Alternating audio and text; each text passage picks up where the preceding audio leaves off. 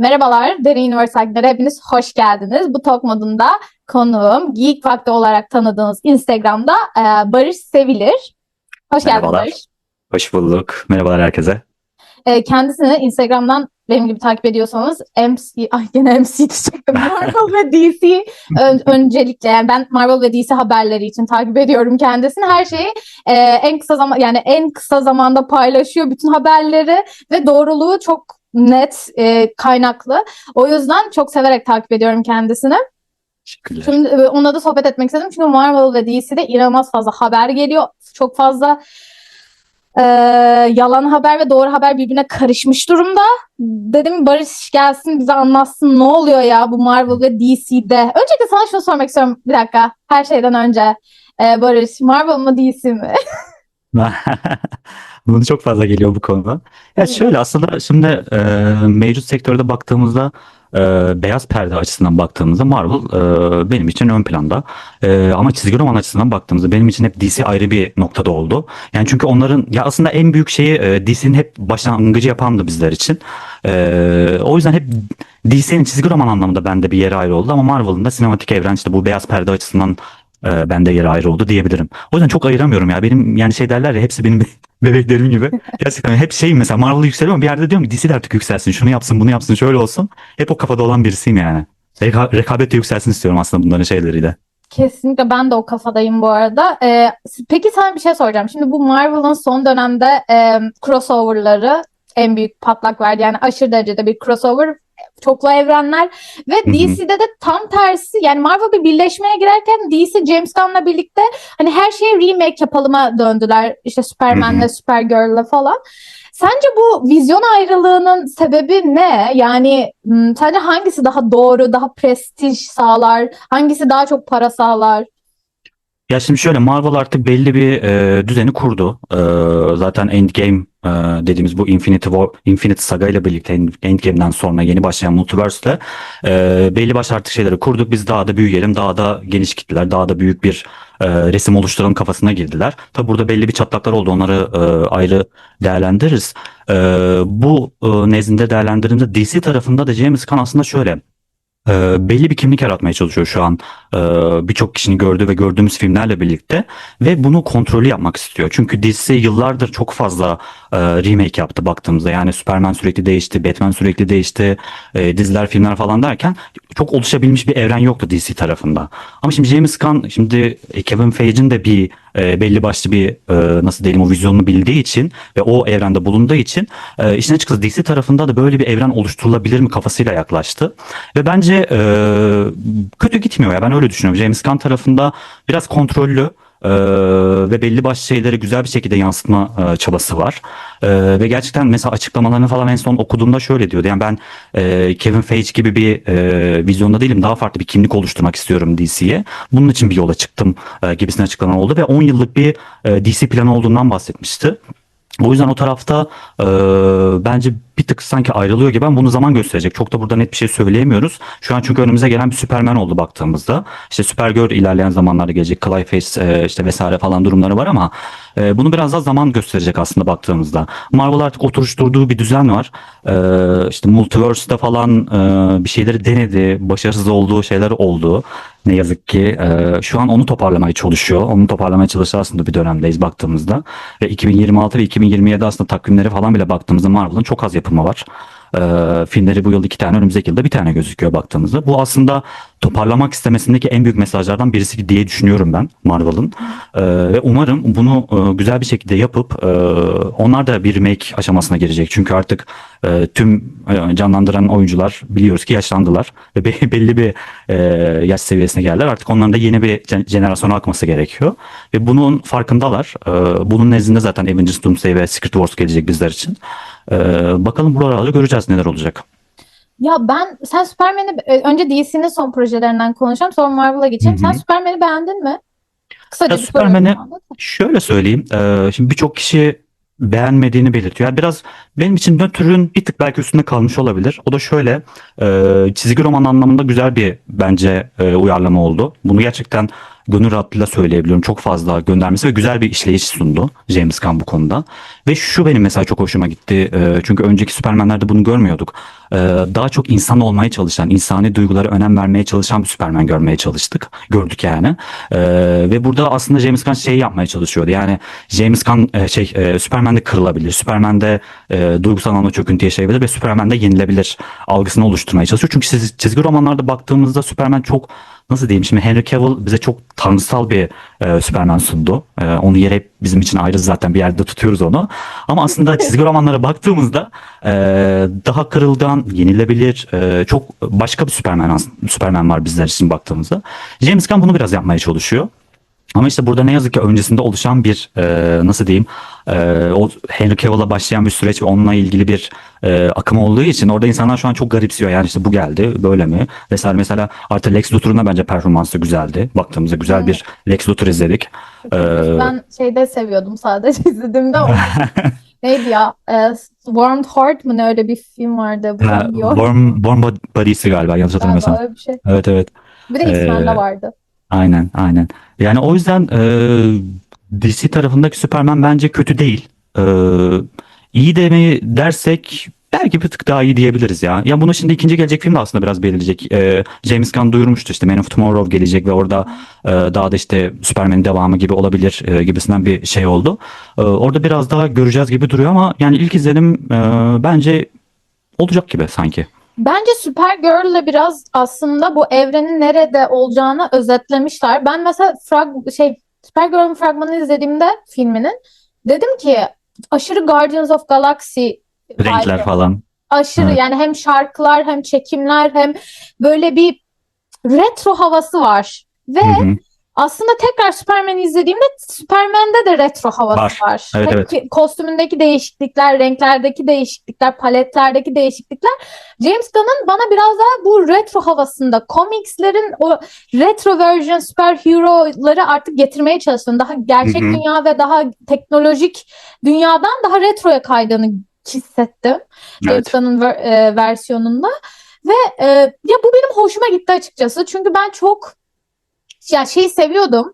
DC'nin ben şey tarafının, dark tarafını çok seviyorum. Yani Hı en hı. sevdiğim filmleri benim şeydir DC'nin. Bir, V for Vendetta çok severim. Yani en sevdiğim, yani sadece DC değil, toplarımdadır. Ayrıdır ya. Gerçekten V for Vendetta'nın şeyi ayrıdır yani. Çok severim. İkinci defa çizgi romanını okuyorum. O kadar severim yani. Tekrar tekrar okuyorum. Bir de tabii ki Joker bir yani. Bu iki film benim DC'de en sevdiğim filmlerdir. Hı Ve hı. bunların ikisi de Dark DC'den çıkma ve bu şeyin Batman'le de devam edecek büyük ihtimale zaten. Bu hani Evet. Hı Batman'in hı. ikinci filmiyle vesaire devam Influence'de. edecek. Ama işte şuna denk geliyor. Bunların hepsini konuştuğumuzda o James Gunn'ın e, yarattığı retro evrene bu dark evren çok Hı. uyacak mı acaba? İşte insanların aslında garipsediği nokta oldu. Aslında Superman'i sevmemelerindeki en büyük sebeplerden birisi oldu. Çünkü yıllardır gördüğümüz Superman ve DC evreni hep dark yapıdaydı. Yani bu Christopher Nolan'ın üçlemesinde de aynıydı. Diğer işte Ben Affleck'in Batman'inde, Henry Cavill'ın Superman'inde, diğer birçok DC yapımında hep bir dark tema yaratıldı. Şimdi böyle bir anda renkli bir temaya geçince herkes durun ya, bu yani böyle miydi falan bir durumu oldu. Ama aslında çizgi romanlara baktığımızda tamam, yine dark bir tema işleniyor ama genel olarak çok aşırı bir dark'a kayan bir aslında DC de yok bizler için. Ya tabii ki çok renkli, böyle şatafatlı bir evren söz konusu yine değil ama belli başlı noktalarda ona geliyor. O renklendirmeler vesaire falan olması gereken aslında baktığımızda. İşte zamanla Marvel bunu bence sahiplendi. Marvel kendi yapısıyla itibariyle bunu bir sahiplendi. İşte DC yapınca ya niye yaptı falan oldu birçok insanlar. Haklı olarak bakıyorsunuz çünkü uzun bir yıl böyle işlendi süreç. Ee, yani bakalım zamanla gelecek aslında yapımlar bunları daha şekillendirecek ama yine bir ön yargı olacak diye düşünüyorum belli bir süre. Ya bunun bu arada söylemeyi unuttum. Tabii ki de Dark Knight da var. Christopher Nolan'ın. Onu Yani şimdi nasıl o da unuttum ayrı şu bir anda? noktada. O bambaşka bir nokta. Onu biraz daha DC, ya bilmiyorum. Onu şey olarak görmedim. Nolan ya. Nolan olunca kafamda Nolan'ın filmleri diye geçiyor direkt. Evet, evet. O ayrı bir O yerde da ya. çok güzel ama mesela şöyle de düşünüyorum ben açıkçası. DC'nin problemi değil de aslında tam problem değil bu. Marvel'ın en başından ele aldığımızda, bütün komik booklarını, bütün çizgi romanlarını ele aldığımızda biraz daha film sektöründen bahsetmiyorum. Kitapları olarak yani çizgi romanları olarak birbirlerine benzer enerjideki hikayeler var. Evet. Ama Evet, evet. işte DC'nin kitap geçmişine baktığımda Alan Moore da var. Atıyorum Teen Titans da var. Evet. Ve ikisi birbirinden enerji ve şey anlamında bambaşka evren kurmak anlamında bambaşka evrenler. Birisi aşırı Kesinlikle. siyasi ve politik altyapılara sahip, diğeri de daha gençlere yönelik. Gene biraz daha politiğe kaçan tabii ki her Hı hı. çizgi roman gibi hikayeleri var ama işte en başına döndüğümüzde aslında hikayeler birbirinden çok farklı olunca, çok farklı evrenler yaratınca film yani DC'nin işi gerçekten daha zor. Yani Evet. biz Marvel'a her zaman diyoruz ki Marvel hani son zamanlardan bahsetmiyorum. Ben son zamanlardaki Marvel'dan biraz şeyim. Açıkçası yani gerçekten sinirleniyorum. Böyle şey gibi hissediyorum biraz Marvel'ın son zamanlarında. Beni böyle seyirci olarak nasıl kekleyebilirim? Hani nasıl getirebilirim onu anlamıyorum. Kendimi salak gibi hissettiriyor bana. Hani hadi bunu da getirttik bak gelmezsen falan gibi hissediyorum. DC'de de daha evet biraz da işte vizyona kayma görüyorum şu anda. Çabası var. Evet kayma çabası var. Joker 2'yi saymıyorum. Onu ayrı tutacağız artık Joker 2 evrende. bence bir şaka gibi bir şey. Evet. Yani ki ben Lady Gaga'ya çok hype'tım. Yani ben hiç sevmem insanım Suicide Squad'ı. Bu yüzden Margot Robbie ile Harley Quinn'i de sevmem. Çoğu insanın aksine çoğu insan seviyor Harley Quinn'i. Yani Suicide Squad'ı sevdiklerini çoğu insanı zannetmiyorum ama Hı hı. Harley Quinn olarak seviyorlar ama ben hiç sevmiyordum. Ama Joker 2 beni büyük hayal kırıklığına uğratmıştı açıkçası. Senin? Evet. Yani ben de öyle oldum. Çünkü Joker 1 ile Joker 2'ye baktığımızda şimdi Joker 1'de öyle bir konu işlendi ki Phoenix'in zaten performansına söz dahi edemiyorum. Mükemmel bir adam, mükemmel bir oyuncu. Yani o da aslında bir baktığımızda Christopher Nolan'ın üçlemesi gibi bir ayrı tutulabileceği bir hikaye bence Joker. Direkt bu evren nezdinde düşünülmemesi gerekiyor. E, Ama Joker 2'ye baktığımızda yani çok böyle uç noktalar oldu bence bizler için. Yani az önce mesela Marvel'la ilgili söylediğin şey vardı işte insanlara bir kekliyorlar şey yapıyorlar. Gerçekten böyle gibi algılandı yani. Ben öyle algıladım için açıkçası Joker 2 filminde. Çünkü inanılmaz bir hype vardı. Önceki filmin başarısı ve işte ekstra Lady Gaga'nın da dahil olması. Çünkü Lady Gaga'nın da son birkaç performansında o bence verebilecek vibe'ı vardı onun birçok anlamda. Bunu güzel taşıyabilecek bir oyunculuğu var. Ama çok da umulduğu gibi olmadı. Yani işte Çok yani inanılmaz hüsranlıktı. ben ki şeyi çok yani bu şey temasını çok seviyorum. Marvel'da Thunderbolts'la birlikte denedi ya. Harley Quinn deyince aklıma geldi. O Suicide Squad'la ilgili bir video çektim. İşte pazarlama, PR'ına kaldı Evet. diye. Ve Hı hı. pazarlama sürecinde aslında gelen yorumlarda çok fazla şey var bu arada. Biraz daha işte yapımcılarda sorun var. Tekrar tekrar çektirdiler. Fragmanları tekrar yani fragmandaki gibi bir film izlettirmediler bize. Hı Montajda hı. tekrar yaptırdılar vesaire. Bunları ben de biliyorum aslında ama şu tarafını çok fazla insan sektörel yani eğitim almamış insan çok fazla göremiyor. Çünkü bu biraz daha intim kaçıyor. Bu pazarlama süreçlerinde bu film nasılsa sana neyi sana vaat ediyorsa o şeyi süsleyerek vermesi gerekiyor. Ve Evet. hayal kırıklığı dediğimiz nokta da bence işte DC'nin problemi. Gerçekten vereceği işin, izleyeceğin işin iyi şekilde paketleyip sunmaması seyirciye. Yani Evet. seyirciye mesela atıyorum Joker 1 daha siyasi politik altyapısı olan bir filmken Joker 2 gerçekten de full müzikal, full freak show dediğimiz bir filmdi. Bambaşka bir noktadaydı yani. Ve sen Joker 1'deki pazarlamayı Joker 2'de de tutarsan senden izleyiciler o siyasi politik altyapıyı beklerler. Daha Kesinlikle. ciddi bir şey beklerler. Ve o hayal kırıklığı da o aslında pazarlama sürecinde yanlış kitleye yanlış şeyi servis etmekten Evet. kaynaklı bir şey. Evet. Kesinlikle yani çok doğru bir yaklaşım, çok doğru bir tespit bence. Ben Bunu çok yani fazla şey bad yorum aldım bu konuda ama ben halen daha böyle düşünüyorum ya. ya bunu aslında Marvel da yapıyor şu an. Mesela önceki yaptığı şeyleri sunarak insanlar aynı tepki bekliyor, aynı tepki, aynı hype'ı bekliyor. Ama olmaz yani değişmeleri gerekiyor. Çünkü hem jenerasyon değişti hem düzen de değişti baktığımızda. Yani yıllar içerisinde çok fazla şey yaşadı dünya ve gerçekten bu sektör de bu açıdan değişti. O yüzden onlar da oradaki vizyonlarına biraz tazeleyip yeni şeyler katmaları gerekiyor. İşte DC Kesinlikle. dediğin gibi yıllardır belli başlı şeylerde bunu yaptığı için aslında başarılı olamadı. Belli başlı kalıplara bağlı kaldı, ilerleyemedi. Yani bunları biraz kırmaları gerekiyor. Gerçekten orada o vizyonlarını genişletip işte bu yeni kitle, yeni jenerasyon ne ister, neler burada başarılı yapabilir bizi bunları aslında düşünmeleri gerekiyor. Bence çok zor şeyler değil. Gerçekten değil yani. Çünkü çok oldu insanlarla çalıştıkları için hani biz kimi hedefliyoruz demografik yapısını, filmlerin Hı, demografik yapısını doğru düzgün çıkarmadıkları için kesinlikle. ve işte zaten mesela atıyorum sana bir film çıkarıyorum ve aşırı bir freak show çıkaracağım, sana bunun reklamını bu şekilde yapıyorsam sen zaten bunu bilerek gidiyorsun ya, izlediğin Hı, şey zaten sana o bilinçle gideceğin için freak show'da işte diye çıkacaksın hı, ve böyle şey kesinlikle. olacaksın. Buydu yani, eğlendim. Zaten verdikleri, bana vaat ettikleri de buydu. Hı, Bu şekilde çıkacaksın. bunu aldım. Aynen, ama mesela sen bana dersen ki ben sana inanılmaz ciddi bir film sunacağım ama ben gittiğimde ciddiyeti göremezsem bu işte hayal kırıklığına Kesinlikle. uğratıyor. Ve Kesinlikle. Marvel'da da mesela ben Marvel'ın da artık vizyonunun biraz artık bittiğini düşünüyorum. Yani Infinity War benim en sevdiğim film. Marvel filmi Infinity Benim de War. öyle. Evet, kesinlikle benim de öyle. Ya hem sadece hani şey olarak düşünmüyorum, süperhero film olarak düşünmüyorum. Sinematik anlamda da yani Russo kardeşlerin müthiş bir iş çıkardığını düşünüyorum. Yani o Evet. kadar fazla karakteri tek filmde ve kötü karakterin kazandırdığı, yani müthiş bir süper kahraman filmi bence.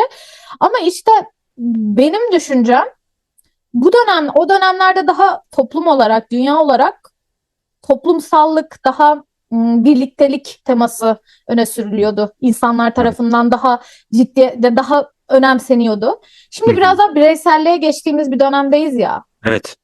Bahsettiğim bu Sence aslında. hı, bu bireysellik yüzünden bence mesela biraz etkisi var. Bu süper kahraman filmleri eskisi kadar etki edemiyor gibime geliyor. Evet. Yani şimdi az önce bahsettiğim konuya yine geliyorum. Yani eski yaptıkları formülle yine aynı tepki almayı bekliyorlar. Ama işte orada onu anlamaları lazım. Gerçekten o dediğin gibi eskiden daha bir toplumsal bir şekilde yaklaşım vardı. Artık belki burada en büyük etki pandemi olabilir. Pandemiyle birlikte insanlar daha çok bireyselleşti. Bireysel bir şekilde yaklaşıyorlar ve sinema kültürü biraz daha nasıl diyeyim böyle küçüldü gibi görüyorum ben. Çünkü çok fazla artık insanlar sinemaya gideyim orada izleyeyim kafasında değil. İşte düşecek platformlar, orada izleyeceğim. Orada işte tepkimi vereceğim kafasında yaklaşıyorlar. Yani burada canlandırabilecek kişiler yine onlar. İnsanların kafasındaki o düşünceleri. O yüzden orada yani o bireyselliği de aslında kırabilirler. Gerçekten o eski toplumu, işte o toplumsal yaklaşımı yine kırabilecek onlar. Ama sadece şu an biraz daha kolay kaçmaya çalışıyorlar. Hızlı yoldan e, belki ticari kaygı da işin içine giriyor. Bilmiyorum. Orada tamamen yapımsal süreçler, arka planda nasıl bir işleyiş var bilmiyorum ama biraz daha orada basit bir yaklaşım söz konusu. Onlar da çok böyle şey gibiler. Okey işte biz bunu yaptık, bunu aldık, devam edelim. Next kafasıyla yaklaşıyorlar. Next durumu söz konusu aslında. Ama işte ben bu arada Marvel'ın asla ticari bir kaygısı olduğunu düşünmüyorum. DC'nin de hatta ticari bir kaygısı olduğunu düşünmüyorum. Bunlar çok büyük şirketler ve biraz yapamadıkları fail projelerinde kendileri hakkında bu tip haberleri daha fazla konuşulmasını istiyorlar. Çünkü vizyonsuzluktan dolayı değil, parasızlıktan dolayı sanki yapamamışlar gibi lanse etmeye çalışıyorlar ama yani bu filmler tek bir, yani şu anda Avengers şey yapıyorum. 2026 için tam onun kurgusundaydım. 2026 filmlerinin en yüksek prodüksiyonlu filmleri Hı hı. sıraladım. Buradan spoiler veriyorum. Zaten herkes de biliyor. Avengers Doomsday 300 milyon dolar en az bütçe yapıyor. Evet. Bütçeyle yapıyor. En az bu. Yani pardon, sen neyine tüketici, yani nasıl senin hani paran olmaz? Zaten Disney'in altında bir Hı şirketsin. hı. Tekel yani. Full tekel. Kesinlikle öyle. Böyle bir şeyin mümkün olduğunu düşünmüyorum açıkçası. Ama mesela Fantastic Four, First Steps'ten bahsedeyim. Ben bu arada böyle şey değilim. Aşırı nefret eden tayfadan değil. Hı hı. Sen Emin neredensin? değilim. Ya şöyle ben biraz daha böyle Polyanca yaklaşan taraftayım aslında baktığımızda filmlere yani bu son zamanlarda çıkan filmlere de öyle yaklaştım. Belki de şey olabilir çok böyle büyük bir beklentim yoktu. Çünkü son zamanlarda Marvel çok da başarılı işler çıkarmadığı için abi beklentim düştü yani baktığımızda.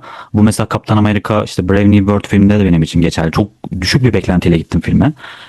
Çünkü öncesinde yaratılan o birçok işte konu örgüsü vesaire falan yani çok büyük bir şey beklemeyeyim. Çok da şaşıracağımı düşünmüyorum. İşte Red Hulk'ı falan görürüm. O şeyle gideyim falan kafasında yaklaştım. Fantastic Four'da da şöyle.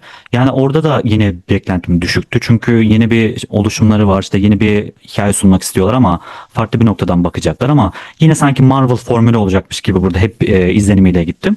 Yine o doğrultuda bir film izledim işin açıkçası. Dediğim gibi orada düşük beklenti tutunca belki oradan dolayı çok böyle mutsuz ayrılmadım yani o filmlerden. Ya ben temalarının artık çok eskidiğini düşünüyorum. Bu Fantastic Four'da da gene aile temasını öne sürdüler ve ya gerçekten ben toplumun aşırı bireysellik ve aşırı özgürlükçülüğe kaydığını düşündüğüm için şu Hı sıra, bu hı. son dönemlerde aile filmini bana kendim kişisel olarak da öyle.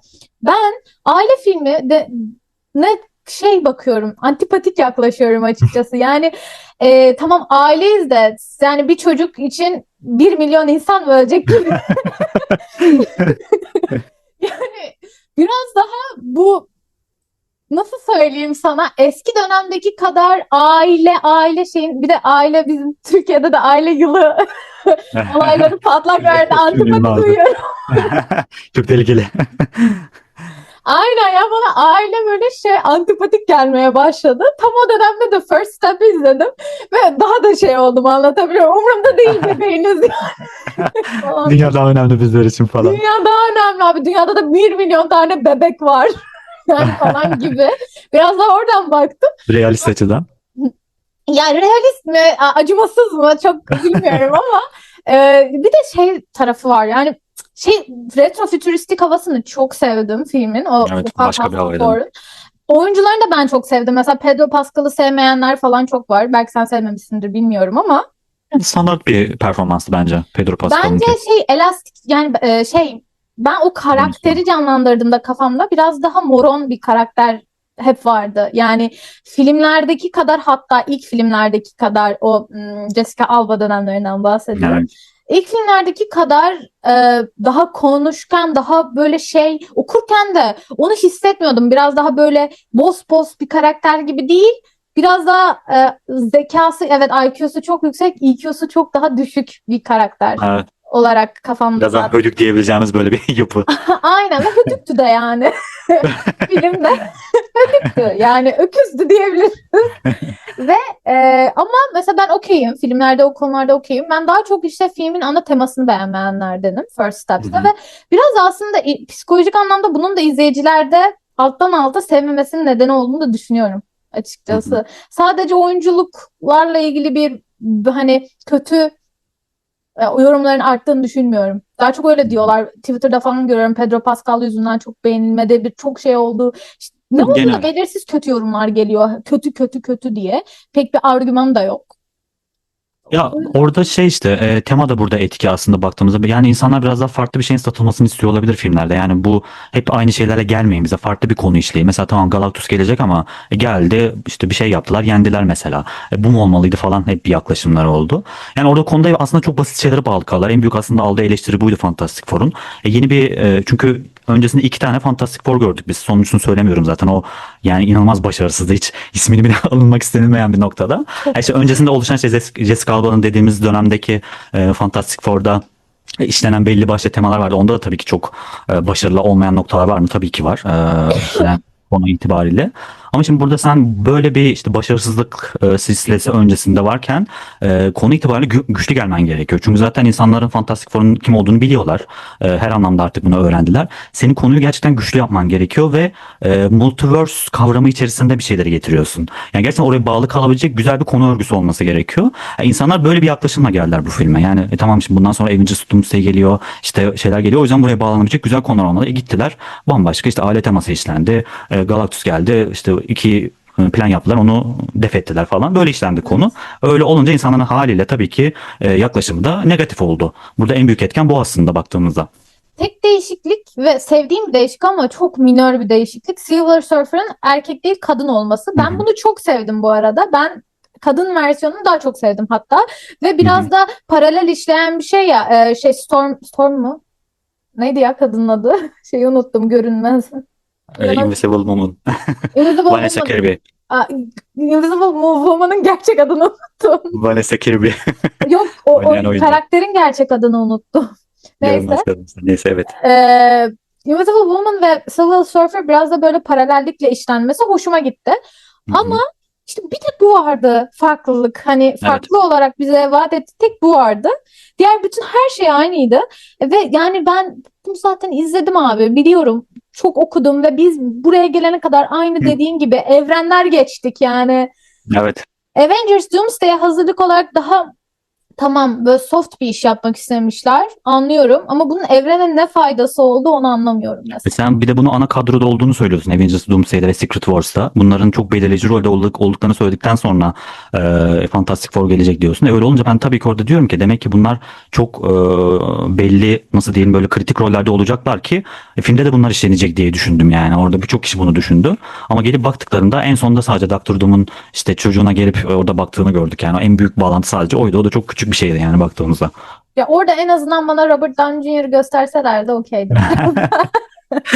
Ya onun sarı saçlı hali, yani sarı mıydı beyaz mı tam da rengini fotoğraflardan anlayamadım ama o hali görseydim belki biraz daha tamam derdim. Hani bizi hype'ladılar, biraz daha hype'landım. Tamam, şu an hype'landım olabilirdim. Ya da şu da olabilirdi. Mesela İşte hep Galactus'un birçok yaptığı şeyler, çizgi romanlarda baktığımızda işte Doctor Doom arkada bir şekilde çıkar eder vesaire falan mesela.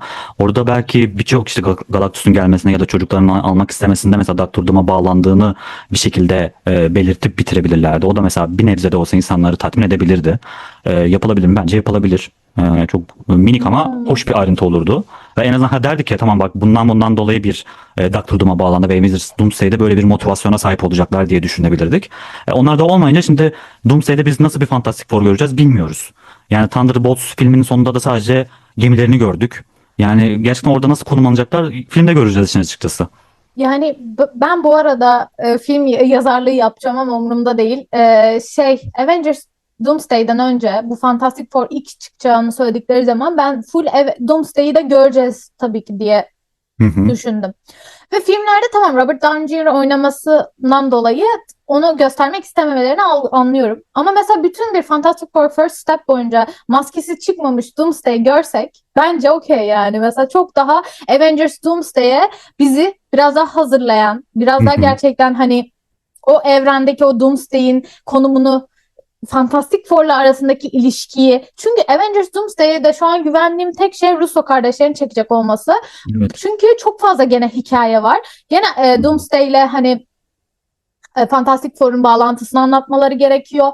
Steve Rogers geri geliyor, Thor geri geliyor. İşte Doomsday'in neden mesela versiyonlarında, eski versiyonlarında Tony Stark'la yüzünün değiştiği versiyonunu mu yapacaklar yoksa hani neden Robert Downey Jr.'ın suratını görüyoruz? O hikaye var. Hı Çok hı. fazla büyük hikaye var ve bu biraz daha farklı olarak Thanos tek bir düşmandı. Avengers Doomsday'de düşmanın kendisi Thanos gibi, hani Doomsday'i Thanos yerine koymaya çalışıyorlar, anlıyorum. Ama Thanos'un tek bir amacı vardı. Tek bir hikaye aksı vardı. O da dünyanın yarısını yok etmek. Hı hı. Ama Doomsday'in çok fazla hikaye aksı var. Mesela bunu nasıl verecekler? Çok fazla hikaye altyapısı var. İşte dediğim gibi çok fazla ilişkisi var karakterlerle bireysel anlamda. Yani Benim burada şöyle bir düşüncem var. Yani böyle bir teorim var. Bunu sayfada da çokça kez belirttim. Russo kardeşler yine Infinity War'daki formülü burada kullanacaklar. Nasıl yani? Biz filmi Doctor Doom'un bakış açısından göreceğiz. Onun bakış açısından birçok şey işlenecek. O yüzden orada bence yani yapmaları gereken o aslında baktığımızda Doctor Doom'un motivasyonunu film boyunca göreceğiz. İşte neden böyle kararlar alıyor, neden işte multiverse evrenine karışıyor atıyorum ya da neden bir otoriter rejim kurmaya çalışıyor. Bunlar işlenecek çünkü Russo kardeşler bence Thanos'un hikayesini çok güzel işlediler ve gerçekten Infinity War'un sevilmesindeki en büyük faktör bu. Çünkü onun bakış açısından film anlatıldı bize. Tamam orada Avengers'ı gördük, diğer birçok işte Wakanda'yı vesaire falan gördük ama hep Thanos'un bakış açısından anlatılan bir hikaye vardı bizim karşımızda. İşte onun öncesinde işte Titan'daki olan yaptığı şeyler, ailesi, işte bütün evreni vesaire falan yok etmesi, bunlar işlendi. O yüzden bence Doomsday'de de böyle bir işleyiş olacak. Burada işte benim için tek sıkıntılı olan nokta buradan Secret Wars'tan hızlı bir geçiş olacak. Orayı çok kestiremiyorum. Çünkü olay orada çok dallanıp budaklanıyor. Çok fazla işte o evren konularının girmesi, az önce konuştuğumuz işte altyapının çok fazla oluşmadı bilmiyoruz. Yani çünkü çok başarılı olan yapımlar karşımızda yoktu. Altyapı bir şey oluşturmadı. Şimdi Infinity War hikayesinde altyapı oluşturan çok fazla güzel ve başarılı film vardı. O yüzden Infinity War'da çok böyle garipsemedik olan olayları. İşte Wakanda'daki savaş olsun vesaire falan. Ama şimdi burada Doomsday'de hep belirsizlikler var kafamızda. Nasıl olacak, ne gelecek, nerede savaşacaklar, nerede çarpışacaklar vesaire gibisinden. İşte burada tamamen olay Doctor Doom'da kopacak. Yani orada bence Robert Downey Jr.'ın üstünde çok büyük bir yük var. Gerçekten inanılmaz büyük var ama başarabilir mi? Bence başarabilir. Eğer başarısız olan son yapımlardan güzel bir ders de çıkarılabilirse iyi bir film çıkabilir Doomsday'de. Gerçekten çıkabilir. Ben öyle düşünüyorum. Çok istiyorum. Yani böyle aşırı hype'lanmak ve böyle ah nasıl bitti böyle ya falan olmak istiyorum. Aynı Infinity War'daki hissi istiyorum. Benzer bir hissi istiyorum ama şöyle bir şey var ya, dediğin gibi Infinity War'a gelene kadar fazların bütünü inanılmaz bir bütünlük sağlıyordu işte evren Evet. yaratmak açısından ve eski dönemler olduğu için, çok fazla süper hero film olmadığı için çoğu insanın izlediği filmlerdi. Bu yüzden de Infinity War o kadar izlenebildi. Çünkü çok fazla, yani neredeyse dünyada çoğu insan bilmeyen yoktu o filmleri. Ama Kesinlikle. şimdi yeni teknoloji, yeni yapımlar, aşırı fast food filmlerin çıkmasıyla çok fazla zaten süper hero filmi çıkıyor. Ve aralarından herkesin o süper hero filmine gitmesi, hele de bir de başarısız bir filmse, gelen fanları tarafından da sevilmediyse, kolay kolay o bütün fazları tekrar bilen ve Doomsday'e gidecek olan kitle azalmış demek Evet. oluyor bu. Yani bir Yani kitleyi de küstürdüler aslında bu süreçte. Mesela mevcut kitleyi de küstürdüler belli başlı yapılan kötü yapımlar nezdinde. Yani onları da barıştırmaları gerekiyor şu anki mevzuyla. Aynı şekilde yeni jenerasyonda çekmeleri gerekiyor. Gerçekten zor bir iş şu an baktığımızda. O Marvel orada büyük şeyler denemesi gerekiyor. Aynı mevcut şartlarda işte ne gelecekti? Kang gelecekti. Oyuncuyla bir sıkıntı yaşadılar. Onu çıkardılar. Bir anda Doom devreye girdi. E, Orada da tabii belirsizlikler oldu. Ben orada şeyi de düşünüyorum. Yani şimdi tamam, belli yapılan bir hikaye örgüsü vardı. O tekrardan bir revize edildi kısa bir sürede. Bir anda pat diye o Avengers Doomsday çekimleri başladı ve film çekimlerini başladılar, bitirdiler vesaire falan. Orada şeyden de korkuyorum. Yani çok hızlıya gelip gider mi? Hızlı bir süreç yaşar mıyız? O da beni biraz çekindiriyor ama işte yine bir Russo kardeşler olması biraz böyle bir safe alanda hissetmeye çalışıyorum. Orada onun şeyi de var. Yani bilmiyorum, çok yine belirsizlikler var kafada. Çok soru işareti var. Yani Infinity War'da ve Endgame'de çok rahatlık ve çok inanılmaz bir hype'ımız vardı. Çünkü öncesiyle ilgili kurulan çok güzel bir altyapı olduğu için yani ne karşılaşabileceğiniz ve yıllardır bunun zaten şeyi yapılıyordu. Yani işte Infinity War gelecek ve bunun her film, her dizi, aslında dizi yoktu. Dizi ayrı tutuyorum, öyle bir durum yoktu. Filmler hep ona hizmet ediyordu. Orada küçücük bir parça bile hep Infinity War'a gidebilen bir hikaye olgusunu oluşuyordu aslında baktığımızda. Ama Doomsday ve Secret Wars tarafında yani çok birkaç aslında yapım var baktığımız ona hizmet edebilecek. En büyük yapım neyi söyleyebilir? Mesela Loki dizisi. Burada en büyük hı, faktör aslında onun evet. şeyi. İşte birkaç film vesaire falan var. Onun dışındaki her şey kendi içinde başlayıp bitti. Tamam, okey. Yani ve Evet. şimdi mesela o bazı karakterleri de getirmeyi planlıyorlar. Mesela onları nasıl satacaklar bize filmde onu bilmiyorum. Çünkü çok güzel bir altyapısını oluşturmadılar. Ya ben Yani mesela gerçekten sinirliyim bazı şeylerde. Şöyle rage atacağım şimdi. Çünkü neden? En başında konuştuğumuzda, sohbet ettiğimizde ben sana söylemiştim. Ben Deadpool ve Wolverine'den nefret etmiştim. Yani çünkü nefret ettiğimi söylemedim biliyorum ama e, Elektra'dan ya Elektra gibi karakterler benim neyime yarıyor? Yani ben niye görüyorum mesela? Şu anda ben neden böyle bir şey görüyorum?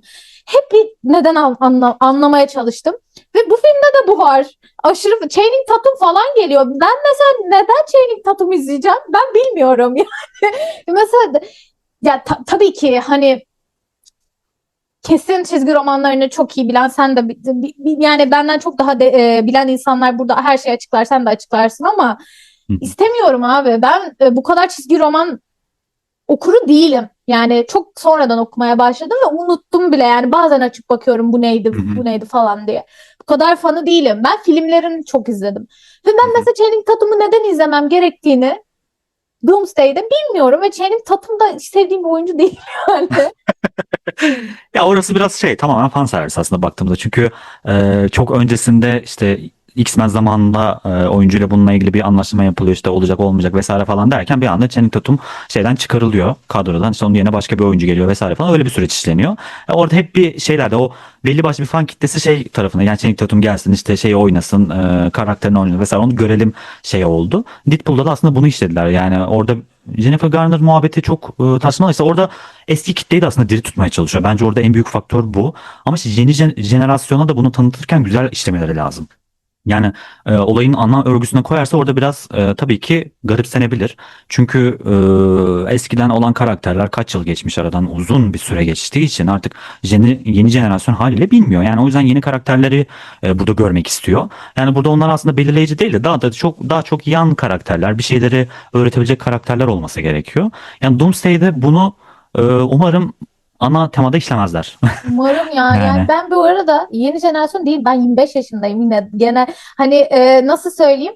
Buna rağmen eski jenerasyon dediğimiz şey 2000'ler öncesine bayağı şey yapıyorlar, fan service yapıyorlar ve şu anda ben 2000'ler aşırı öncesindeki insanların Hero filmine bu kadar çok heyecanla hype'lanacağını Evet. düşünmüyorum zaten. Kesinlikle ben Ve de ben düşünmüyorum, evet. Elektra filmi mesela Elektra'nın dönemi ben 1 yaşında 2 yaşında falandım yani. Öyle bir şeydi. Ne zaman çıkmıştı gerçekten hatırlamıyorum. Çok çok eski ya. Ben Çok de zor eski. hatırlıyorum. Hiçbir şey bilmiyorum zaten. Sonradan çok büyüdüğümde izlemiştim. Ya çok büyüdüğümde dedim 10 yaşında falan izlemişimdir. Ve çok da beni bir etkisi altına almadı şahsen yani. Ve bana da hitap etmiyorsun. Bana da fan service yapmıyorsun. Hani daha benim jenerasyonuma da yapmıyorsun ki en ünlü olduğu jenerasyon biraz bu Infinity War dönemleri falan benim jenerasyonuma yapılmış filmlerdi. Benim demografik olarak benim yaşıtlarıma yapılmış filmlerdi. Sen bana benim jenerasyonuma hedef kitle almıyorsun. Kaç yıl öncesini hedef kitle olarak alıp başlayıp 2025'e kadar giden bütün jenerasyonları almaya çalışıyorsun. Ya bu demografik yapı bu hedef kitle değil ki. Bu bayağı bildiğin herkes gelsin demek. Ve böyle bir şey hiçbir üründe uygulanmaz yani. Hani böyle bir demografik istatistik kurulmaz, Yaklaşım. planlanmaz. Kesinlikle. Ya orada işte şeyi de yapmaları gerekiyordu. Orada bence en büyük şeyleri oldu artık arka planda yine ne işlendi bilmiyorum. Mesela Ben Affleck'in Daredevil'ın gelmesi planlanıyordu. Birçok kişi buna hype'lanmıştı mesela. Sen gittin bir anda Jennifer Garner'ın şeyini getirdin. Yani karakterini getirdin mesela. İşte hep orada bilmiyorum artık arka planda seçimleri neye göre yapıyorlar, nasıl işliyorlar hiç bilmiyorum. Yani çok basic bir şekilde yaklaşılıp bunlar geldiğinde farklı bir tablo gerçekten önümüze çıkabilir. Yani orada düşünce yapısında mı artık bir sıkıntı var ya bilmiyorum ben de. Yani ben gerçekten bu arada ama fark ettiysen en çok Marvel'a sinirliyim ama en çok da Marvel konuşması güzel oluyor DC'den. Ama çok konu var yani şimdi Marvel'a baktığımızda. Evet. Çünkü Marvel Yani çok fazla o bütün süreçleri servis ediyorlar ki insanlar evet, konuşsun diye. DC bu kadar servis yapmıyor. yapmıyor. Gerçekten yapmıyor. Yani bu konuda aslında DC yapabilecek potansiyele sahip. Yani Çok. bilmiyorum oradan nasıl bir algıya düşüyorlar. Şirketsel mi kaynaklı artık Warner Bros mu durduruyor bunları bilmiyorum. Warner Bros. Yapsalar Bile şu çünkü anda satın alınıyor vesaire. o süreç de var. Belki onların da etkisi şu an nezdinde konuşuyorum faktör olabilir ama öncesinde de baktığımızda çok bu yapıda değildi DC. Evet. Yani PR gücünü çok fazla kullanmadı. Kullanmayı da tercih etmedi. Hep belli bir rotada işledi yani baktığımızda. Yani ya da bilmiyorum insanlar işte biz şey yaparız gelirler kafasında mı yaklaştı ama yeni değişen dünyada öyle bir işleyiş yok işin açıkçası. Yani sen PR'ını gerçekten yapman gerekiyor. Tamam filme güveneceksin bu olması gereken bir şey ama e, oradaki o PR'ını fan servisini yapman gerekiyor. Yapmak zorundasın çünkü tüketicinle iletişimin o senin. Yani hani iletişim Evet. kanallarını kapattığın andan itibaren istediğin kadar ürün çıkar. Seyircinin haberi olmadığında neye gidecek? Neyi merak Kesinlikle öyle. edecek? Ve Kesinlikle öyle. bunu işte bence en büyük fayda yani artı avantajlarından biri Marvel'da Kevin Feige'in gerçekten fan gibi bir şey oluyor olması. Yani Evet. Marvel fanı olduğu için neyi istediğini biliyor. Bir Marvel çizgi roman geeki olarak neyi istediğini biliyor ve kendisinden yola çıkarak seyircinin, geeklerin de ne isteyeceğini bilebiliyor, tahmin Kesinlikle. edebiliyordu belli bir döneme kadar. Şu anda çıldırdıklarını düşünüyorum. Ama halen daha işte böyle bir avantajı var. DC'nin öyle bir avantajı yoktu. Çok geek bir yerden de zaten hikaye yapıları yok. Daha sert hikaye Hı yapıları hı. vardı. Ama işte DC'nin burada bize hani bu fan service fragmanları veriyorlar ya hani önceden sanki önceden çekilip m, internete konulmuş gibi Hı hı. aslında Marvel'dan çıkıyor. Çoğu Marvel kendisi yapıyor. Hı hı. E, Bunu mesela DC bu tarzda hiç bir PR pazarlama stratejisi yok yani. Yok. Hiçbir iletişimi, hiçbir seyirciye şunu deme biçimi yok. Ben sizi biliyorum, sizi görüyorum deme biçimi yok aslında. Evet işte burada en büyük ayrımı yapmış oluyor aslında baktığımızda DC taraf. Yani orada işte normal film çıkarıyor aslında baktığımızda. Yani film Warner Bros'un yaptığı diğer filmler gibi bir durum var ama sen şimdi böyle bir yaklaşımda olmaman gerekiyor. Çünkü senin karşında büyük bir sinematik evren kurmuş bir Marvel var baktığımızda. O yüzden senden de insanların, fanların isteği belli. Yani DC çünkü gerçekten çok güçlü ve çok köklü karakterleri var. Ve yıllardır işte belli başlı şeyler işlendi ama hep böyle ayrı bırakıldı. Yani öksüz bırakıldı gibi bir şey oldu birçok şeyleri. Yani küçük de olsa belli bir böyle kıvılcım bekler oldu yani DC tarafındaki bütün fanlar yani bu konuda. Orada işte o araya böyle bir soğukluk koyuyorlar aslında. Yani o PR çalışmalarında gerçekten konuştuğumuz gibi ufacık da olsa bazı şeyleri yapabilseler bambaşka bir sonuç çıkacak karşılarına. Bence de öyle. Yani ve mesela ben bu yeni nesli almak konusunda inanılmaz bir potansiyelleri var. Yeni nesli mesela ben şahsen şey izlemek çok isterim. DC'de Teen Titans'ları tekrar izlemek, Hı remake'de çok hı. isterim. Netflix'e yaptılar ama çok yani Yani tartışılır.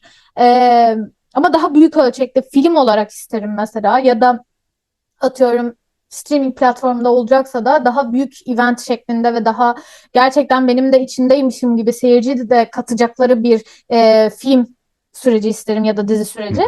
Ama bir de Marvel'da da mesela X-Men gibi bir potansiyel var. Tekrar yapıyorlar şimdi, Hı haberleri de hı. senden de görüyorum, remake haberlerini. Hı İkide hı. bir değişiyor kadro. Çok fazla kadroyu anlayamadım.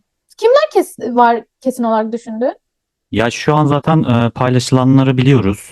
İşte Profesör Xavier, Magneto, işte Cyclops olsun, diğer birçok şey, eski karakterler dediğimiz bunlar gösterilecek ama şimdi arka planda daha birçok eski karakter var. İşte mesela özellikle birçok kişinin sorduğu Jean Grey olacak mı? Ki bence olmalı zaten. Ya o da gizleniyor olabilir, bilmiyorum. Çünkü çok kilit karakterlerden birisi aslında baktığımızda. Ee, Orada ekstra neler olabilir? Yani Wolverine zaten evrene bence şu an girdi. Yani geldiğinde de çok garipsemeyeceğiz. O da olmalı. Orada sadece mesela şeyi de görmek isterim ben. İşte mesela bu gelen Wolverine aslında o eski X-Men filmindeki Wolverine değil. Farklı bir evrendeki Wolverine. Mesela oradaki onların diyalogları da benim çok merak ettiğim bir diyalog olurdu aslında. Doomsday'de umarım bunlar işlenir. Ekstra görebileceğimiz X-Men'ler neler? Mesela First Class zamanında görmüş olduğumuz X-Men'ler falan var. Bunları da görmek isterim ama orada şimdi zamansal yolculukta arkaya gidildi. Orada nasıl bir konu işleyebilirler bilmiyorum. Çünkü orada X-Men'in kendi işleyişinde tamamen şeydi. Zamanda geriye gittik. Yine bir, yani bizim zamanımıza etkiledi gibisinden bir konu işlendi aslında. Orada onları nasıl dahil edebilirler evreni bilmiyorum. Çünkü oradaki ben e, oluşan X-Men ekibini de çok güzel bulmuştum e, her anlamda. O yüzden onları da görmek isterim işin açıkçası. Ya ben gerçekten bunu story'de de paylaştım. Ben şu kadını izlemek istiyorum ya. Bu Ya, gösteremiyorum. Storm, evet, Gösteremiyorum. gördüm. Storm. Evet ya, Ben bu kadını kesinlikle. güzel bir şekilde izlemek istiyorum. Hiç sevmiyorum. Gerçekten X-Men filmlerinin çoğunu sevmem, First Class dışında. Hiçbirini sevmem. Ya şu kadının karizmasına bakar mısın ya? Yani ben bunu Ve neden mesela... şu an en kolay evrene gelebilecek karakter aslında, biliyor musun? Çünkü Wakanda'yı işlediler ve gerçekten güzel bir şekilde bu halk işlendi. Çok Ay, kolay bir şekilde Storm'u sokabilirler. ya Ve gerçekten lütfen. garipsenmez yani. Lütfen, çok seviyorum. Yani aşırı karizmatik, aşırı yani çizgi romanlarda da Wolverine'de de şöyle bir şey yapıyor. Öyle bir şey de var. e, Evrende var falan. Yani çok sevdiğim bir karakter. Ama filmlerin hiçbirinde görmediğim bir karakter doğru düzgün. Ya çok arka planda kaldı. Storm aslında çizgi romanlarda baktığımızda çok kilit ve üst düzey olan bir aslında X-Men'dir bizim için. Çünkü gücü itibariyle büyük bir yapısı var. O yani çok kilit rollerde de yer aldı. Yani her anlamda baktığımız, ama işte film evreninde, filmlerde bu çok arka planda işlendi. Ben işte Ee, şey, aslında X-Men'den bahsederken sana sormak istediğim şey, dizisi çıkacak diye hani haberler çıktı. Remake, hani böyle yeni genç jenerasyon olacak. hı hı, hı Hani hı. X-Men Akademi daha gençlik işi olacak vesaire gibi Evet. iş. Onda Öyle bir mesela algı var. Onunla ilgili çok fazla söylenti çıktı. Hatta bugün yeni paylaşmıştım. Wolverine'le ilgili bir planları olduğu söyleniyor. İşte yeni bir Wolverine olacak. Hatta Hugh Jackman'e dair hiçbir şey olmayacağı yönde bir Wolverine dizisi planlanıyor gibisinden söyleniyor ki bence olmalı. Ya ben mesela Marvel'da bundan sonra şöyle bir şey bekliyorum. Mesela diziler aslında evrene hizmet etmeli. Mesela ne yaptılar? İşte filmleri dizilere şey geçirmeye çalışıyor ama çok orada koptu her şey. O yüzden çok aslında başarısız olan yapım gördük biz. Konu itibariyle çok güzel işlenebilecek karakterler var. Sabah aslında şeyi düşünüyordum, işte bir Cyclops dizisi gelse çok güzel olur. Çünkü Cyclops baktığımızda hep X-Men'in lideri olan bir karakterdi ve evet ya, çok güçlü ve çok baktığınızda karizmatik bir karakter. Yani onunla ilgili bir dizi gelebilir ve çok güzel de işleyebilirler. Çok da garipsenmez. Yani bilmiyorum, bence diğer de mesela Storm'la izlemelisin. ilgili de gelebilir. Wakanda tarafıyla ilgili çok güzel bağlantılar kurabilirler. Yani burada çok çeşitlilik var. Yani gerçekten çok çeşitlilik var. Ama işte E, güvenemiyorum ki. Ya Yani X-Men, X-Men Saga muhabbeti çok sonrasında geçiyor ama bakalım, yine onu göreceğiz. ben X-Men filmlerinde Cyclops'un oyuncusunu çok severdim. Küçükken de ilk X-Men filmi çıktığında aşıktım adama. Yani çok severdim. Romantik komedi filmlerinde falan da oynayan bir adamdı. O zamandan beri çok severdim ve böyle onu böyle şey izleyeceğim diye gitmiştim. Lider, güçlü falan ya, böyle aşırı karizmatik izleyeceğim diye. Sana yemin ediyorum, diyaloglarını Drama. kaçırdım. O kadar azdı ki filmde. Böyle ne dedi mi, bir şey dedi mi şu an falan diye bekledim. Jean Grey ile arasındaki aşka sıfır, hiçbir şekilde yoktu Kesinlikle. bence. Jean Grey Wolverine'e direkt kaydı zaten. Ve Wolverine de aslında çizgi romanlarda bayağı kısa, bayağı çirkin bir adam. Wolverine'i oynayan Hugh Jackman. Orası çok ayrıydı ya. Gerçekten orada oyuncu seçimleri nezdinde de düşündüğümüzde yani tamam X-Men bir evren orada bir şey yaptılar ama çok başarılı değildi yani. Gerçekten değildi. Hiç. Yani yani Ben First Marvel Class. nezdinde değildi. Normal bir film aslında izliyormuş gibi bir hava yaratıyordu insanlarda baktığımızda. Yani o çizgi romanlarla gerçekten alakaları yoktu. Az önce mesela söylediğin gibi Cyclops'u bizim beklediğimiz neydi? Bir lider, bir üstünlük, mesela Jean Grey'le olan ilişkisini yapmamız lazım derken işte Wolverine'le bir ilişkisini kurar. Ya Cyclops kim falan dedik yani. Gitsin kenara falan, işte bak Wolverine'le Jean Grey istiyorlar, birbirlerine karışması falan oldu insanlarda yani. Ama aslında hikaye öyle değil baktığımızda. Hiç. Yani Evlendikleri ve mesela ben bir tane hikaye vardı.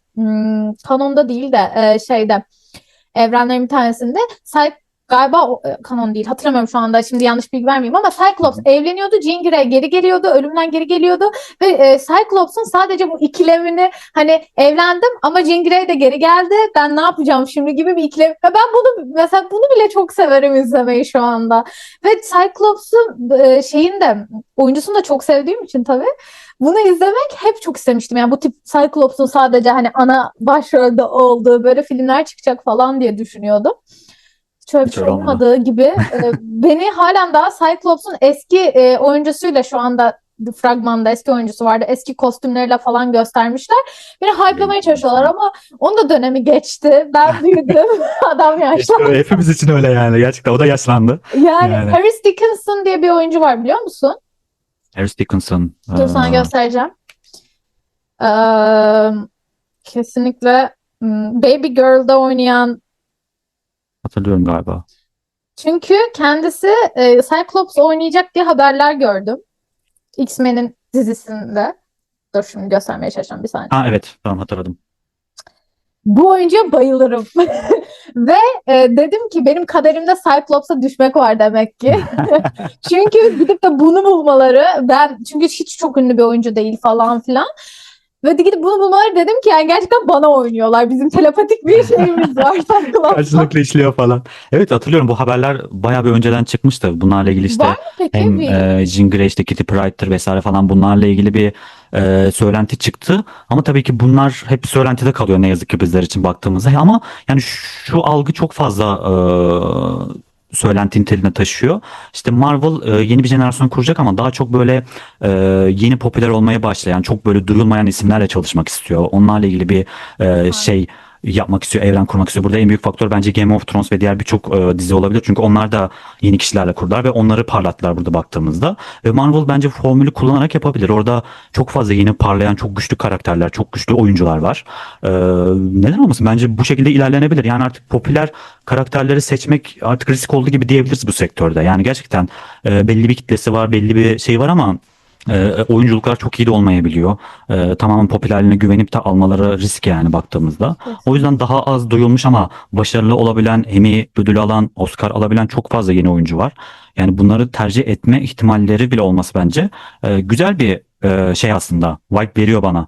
Ama tabii yine bunu zamanla göreceğiz ne yazık ki. Ya Marvel'ın aslında kendi stratejisi değil mi biraz bu? Zaten öncesinde de Steve Rogers'ı mesela işte Tabii hmm, Chris Evans. Chris Evans'a vermeleri, Thor'u Chris Hemsworth'e vermeleri, Robert Downey Jr. da Tony Stark'ı ilk oynayacağı zamanlar aslında çok düşüş dönemindeki bir oyuncuydu. Yani bir Hem anda zaten o Iron Man onun şeyi oldu yani aslında.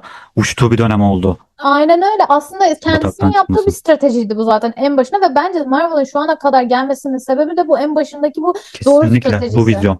Bu vizyon. Ama işte şimdi mesela bunu devam ettiriyorlar. İkide bir çok ünlü Hı. oyuncularla yeni karakterler sokuyorlar. Ve ben inanamıyorum. Mesela atıyorum, bana şimdi çıkarsalar Timothée Chalamet ile bir süper kahraman filmi, sinirlenirim. Yani Evet. abi ben niye Timothée Chalamet'i ya mesela izlemek istemiyorum bu evrende belki. Yan karakter olarak okey ama ben süper kahraman olarak izlemek istediğim kişi, benim kafamda başka hiçbir imajı olmayan bir insanı izlemek istiyorum yani. Kesinlikle. Bunu Eternals'ta yaptılar aslında. Yani en Hmm. popüler, en büyük karakterleri çıkardılar ve film, ya bence Zoe de çok mükemmel bir yönetmen baktığımızda. Çok güzel filmleri var. Ama işte burada popülerlikle bir şey yapabiliriz diye düşündüler ama olmadı mesela. Eternals bana göre çok güzel işlenebilen bir kurgusu, konusu olan bir karakterdi ama oyuncu seçimleri doğru değildi. Tamam çok popülerlikten ilerlediler ama Aynen. Eternals çizgi romanlara baktığımızda çok fazla kilit olabilecek noktalarda ve bence Multiverse'de de güzel işlenebilecek bir yapıya sahipti. Şimdi burada popüler kitleyi, popüler oyuncuları kullandılar ve başarısız oldu. Ne yaptılar? Rafa kaldırdılar filmi. Yani demek ki tutmuyor bu formül. Yani değiştirmeniz gerekiyor. Popüler Eternals oyuncu 2 getiririz, gelecek insanlara şey deniliyordu. yaparız. Nasıl? Eternals 2 gelecek deniliyordu. Yani onu en son rafa kaldırıldığı haberleri çok fazla geldi bu konuda. Ben Bence çok gelse güzel olurdu. heyecanlıyım. Benim sevmediğim bir film değil işin açıkçası. Güzel bulduğum keyifli bir filmdi aslında. Çünkü çok farklı bir çekim tekniğiyle çekilen bir filmdi aslında. Çünkü yani orada duyum aldığım kadarıyla şöyle söyleniyordu. Yani filmde çok az yeşil perde kullanıldı. Hep doğal çekim yapılmaya çalıştı. Bence bu seyirciye verilen çok güzel bir şeydir aslında. Değerdir baktığımızda. Çünkü artık yeni gelen filmlerin çoğu yeşil perde arkasına çekildiği için kısa bir şekilde çekiliyor. Biz mükemmel bir arka plan görüyoruz. Ama mesela orada öyle bir durum söz konusu değil ama işte insanlar tabii ki öyle görmediler. Öyle bir durum olmadı. Eternals baktığımızda gişede çok başarılı olan bir Marvel filmi olmadı. Bence Eternals'ın dediğin gibi tek kusuru oyuncu seçimleri ve aynı dediğin gibi aslında popüler oyunculardan gittiler ve bu yüzden de hata yaptılar. Evet. Angelina Jolie mesela ne alaka? Yani şey de öyle, ben bu arada bir dakika adını unuttum, arkama bakıp hatırlamam lazım. Icarus. Yani Icarus'un oyuncusunu çok severim. Ama mesela neden? Ne gerek var o oyuncunun? Çok ünlü bir oyuncu zaten artık. Game of parladı Thrones'da artık yani. Jon Snow'u getirdiler, şey olarak açacağız dediler. Daha hiç hani bir sahne gördük sadece zaten Jon Snow, ya Jon Snow diyorum adama. O artık öyle kaldı ama bizim için. Gerçekten öyle. Hikayesini mesela getirdiler ama sadece bir ilk sahnede ve son sahnede gördük. Hiçbir açılım olmadı. O kadar ünlü oyuncu yani bu full durmak için para aldı adam. Ve ya mesela ben o filmi ilk izlediğimde ilk bir kötü bir hissettim. Kötü bir film izlemişim gibi hissettim ama sonra tanrılara bakış açısı ve yaradan yani çok altyapısı aşırı yüksek bir film olduğunu anladım. Bir daha izlediğimde daha fazla şey algıladım aslında. Ve ben Marvel'ın biraz bunu yanlış ele aldığını düşünüyorum. Bunu tam olarak geçiremediler sinemada. Çünkü Thor, Love and Thunder filmini hiç sevmem. Çok kötü Kötüydü. bulduğum bir film ve ama o da tanrılarla ilgili bir film. Yani tanrılar inanç sistemlerini biraz eleştirmesi gereken bir film ve tanrıları biraz kötü bir yere koyan bir film aslında. Ve Eternals da biraz bunu yapıyor. Ama bunu biraz riskli konular oldukları için doğru şekilde gene paketleyemediler, pazarlayamadılar ve doğru şekilde de anlatamadılar bence. Evet, kesinlikle Çok ben de öyle olduğunu riskli. düşünüyorum.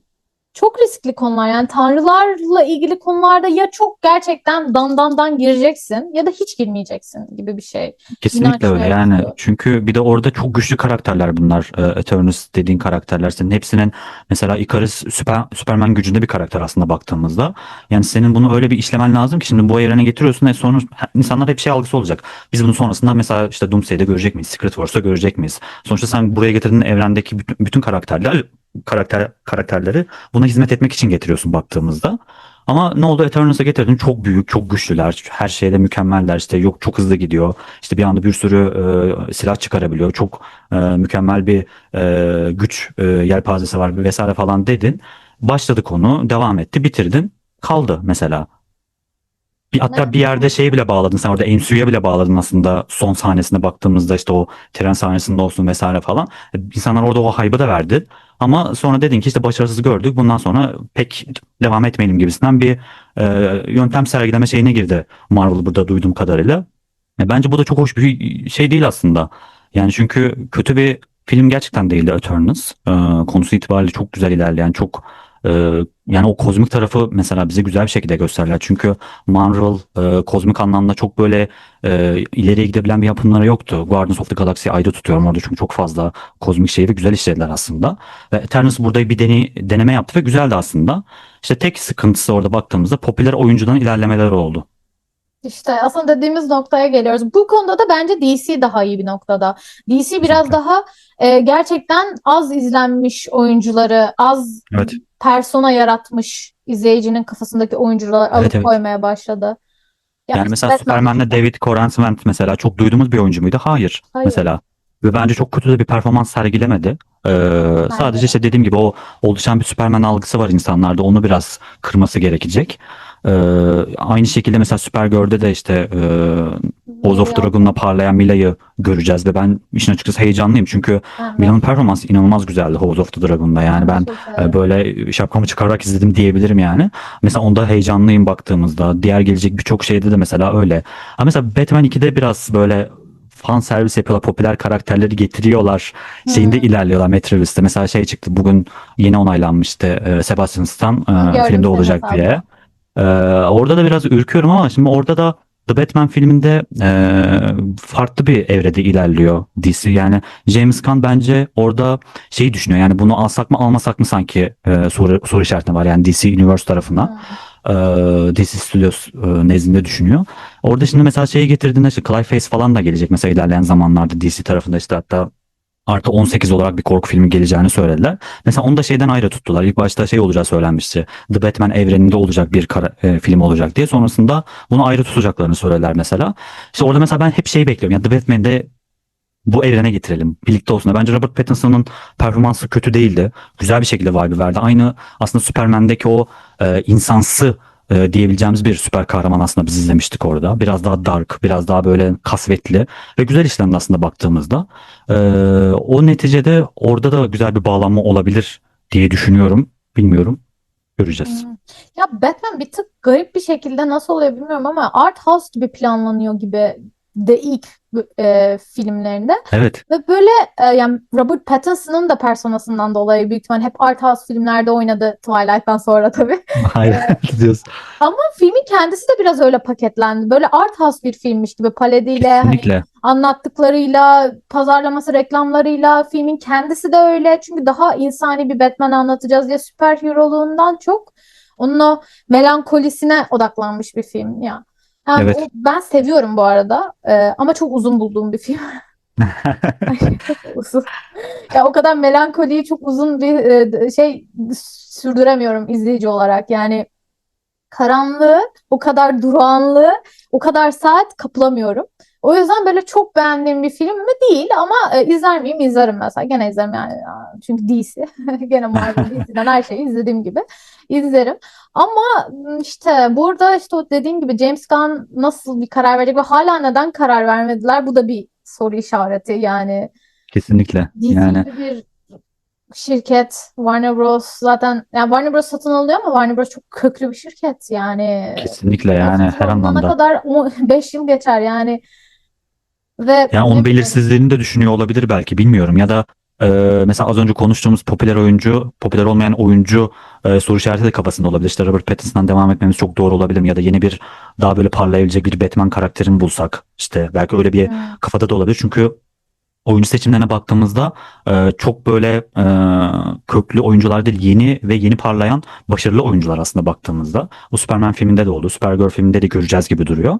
Aynı şekilde Man of Tomorrow'da da bu olacak gibi işte Brainiac karakterine de böyle çok mesela duyduğumuz büyük bir oyuncu olarak seçilmedi. Mesela onu duyduğumuzda söylüyorum. Belki onun bir çekincesi olabilir kafasında bilmiyorum. Yani olmalı işte mesela Scarlett Johansson bile olacak yani filmde baktığımızda. Direkt Harvey Dent'in karısı olarak gelecek. Yani sen buraya büyük karakterleri sokuyorsun şu an. Orası büyüyor yani baktığımızda popüler karakter, popüler oyuncularla. Ben hiç celebrity görmeye galiba tahammülüm kalmadı ya.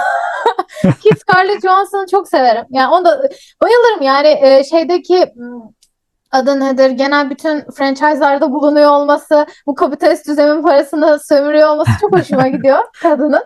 Ama ya işte çok sıkıldım. Yani ne gerek var oluyorum. Bir izleyici olarak gerçekten ben Scarlett Johansson'ı izlediğimde Black Widow izliyorum artık. Ya da Evet. atıyorum Jurassic World'da da izledik. Jurassic Park'ta da izledik. World mu Park mı? Şu an kafam gitti. Jurassic World işte yeni erası. Evet izledik. Ama mesela yani yok benim kafam artık selebritileri kaldıramıyor. Yani gerçekten ben böyle yeni yeni kanlar, yeni yeni böyle şey izlemeyi de daha çok seviyorum. Bu sadece süper hero filmi değil, bütün dizi Hepsi için. filmlerde yeni insanlar izlemeyi daha çok seviyorum.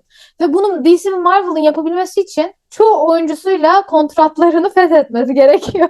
Eh, O Bu parayı inanılmaz bir ödemezler. külfetli bir süreç onlar için yani. O parayı ödemezler, bunu da biliyorum. Yani yenilemeyin abi şu kontratları artık. Başka birine geçin ya. Yani gerçekten mesela Steve Rogers tamam hadi dönsün de yani ne yapacağım şimdi? Yani ne yapacağım? Ben mesela ne gibi bir bana seyir zevki verebilirsiniz? Ya Wolverine'le Steve Rogers'ı yani Wolverine'le bile izledik şeyi. Chris Evans'ı. Tamam Steve Rogers değildi ama Karşılıklı gördük yani sonuçta. gördük yani sonuçta. Ki çok sevdiğim bir sahne. Benim yani tek sevdiğim sahne Deadpool'da galiba. O şaka. Efsane canım. Gerçekten inanılmaz Yani yani. Ne bunu bekliyorduk ne olduk. aynen. Yani tek güldüğüm ki Deadpool'da hep gülmem lazımdı ama nedense son filmde sadece orada güldüm. Bunu söyleyebilirim. Ama işte hepsini gördük yani bütün versiyonlarını. Bilmiyorum nasıl olacağını. Valla. Ya çok işte riskli konular yani orada mesela işte eee, burada Marvel nezdinde konuşursak işte dizilerde olsun yeni filmlerde mesela bazı popüler olmayan karakterleri kullandılar ve başarısız oldu. İşte ne var burada mesela She-Hulk. Tatiana Maslany tamam belli başlı bilinen bir oyuncu ama şimdi diğerleri kadar çok popülerliği olmayan bir oyuncu ve yeni seçilen bir oyuncuydu. Aynı şekilde Ironheart dizisine de baktığımızda da öyle bir yol izlediler ve çok başarılı olamadılar. Yani başarısız bir yapımlar karşımıza çıktı. Diğer birçok yapımda da aynı şey söz konusu olduğu için yani biraz burada safe alana sokmaya çalışıyor gibi sanki Marvel kendisini. Eski oyuncuları getirelim. Biraz daha böyle bir belki şey de olabilir. Devir teslim töreni gibisinden de işleyebilirler ki bence böyle olmalı. Eğer evreni resetleyeceklerse işte atıyorum Chris Evans'ın Kaptan Amerika'sı geldi. Gerçi şimdi diğer siyahi Kaptan Amerika'mız var. Yeni baktığımız ona Evet, evrene zaten soktular. verilmedi mi ya He, Endgame'de? yeni geldi mesela ondan nasıl bir devir teslim töreni yapabilirsin. Zaten yapmışsın sen zamanında ona bakıyorsun ama diğer oyuncularda böyle yapılması gerekiyordu bence. Bunları çok başarılı yapamadılar. Ve bunun kötü meyvesini yediler. O yüzden biraz burada hep şey kafasıyla yaklaşıyorlar. Yani işte eskileri gerçi Chris Evans'ın geleceğini hepimiz çok biliyorduk Doomsday'de. Yani diğer oyuncularda olduğu gibi bir anda bunu pazarlamaları çok güzel oldu mu? Yani olduk falan yani o fragmanı görünce ben çok şaşırmadım işin açıkçası gördüğümde. X-Men beni daha çok heyecanlandırdı işin açıkçası. Çünkü Evet. bir anda eski X-Men'i sen buraya getireceksin. İşte onlar karşılıklı diyalog yapacaklar. Nasıl bir konuşma olacak? Nasıl bir noktaya konumlanacaksın? Bunları ben işin açıkçası merak ediyorum bu evrende baktığında mesela.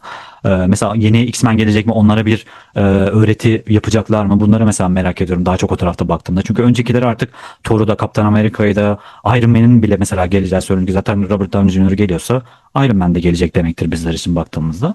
Ama bunları ana konuya koymamaları gerekiyor. Yani Evet. hep bir öğretici olabilirler ama bence ana karakterler yeni, daha böyle canlı, işte o taşıyabilecek karakterler olması gerekiyor. Mesela popüler olmayan daha böyle arkada kalmış çok güçlü karakterler var. Mesela bunları da getirebilirsin sen evrene. Çünkü çok geniş bir şeye sahipsin. Alana sahipsin Marvel baktığında. Çok fazla Andrew karakter var. Garfield değil Tobey Maguire gelecek diyorlar. Evet diyorlar onu da. Yani aslında onlarda da şöyle işte No Way Home'la bir anda geldiler evrene. Kendi evrenlerine sonra gittiler. Özellikle mesela Tobey Maguire'ın işte Spider-Man'i mesela Doomsday'de çok kilit rolde olacağı hep böyle söylentiler geliyordu. İşte orada da mesela şöyle bir şey yapabilirler. Bir veda görebiliriz. Bir kendini feda etme sahnesi de görebiliriz. Bunlarla ilgili çok fazla şey söyleniyor aslında baktığımızda. Ki bence böyle bir durum olabilir. Yani çünkü onlar da artık yaşlandı ve devam edebilecek şeyleri yok ama son bir noktayı koyabilirler diye düşünüyorum aslında. Çünkü No Way Home'da son noktayı koyabilecekleri bir durum çok değildi ama Doomsday ve Secret Wars bunlar için çok uygun aslında materyallere sahip. Ve böyle şeyler olabilir gibi duruyor şu Ben şeyden anki korkuyorum. ilerleyişte.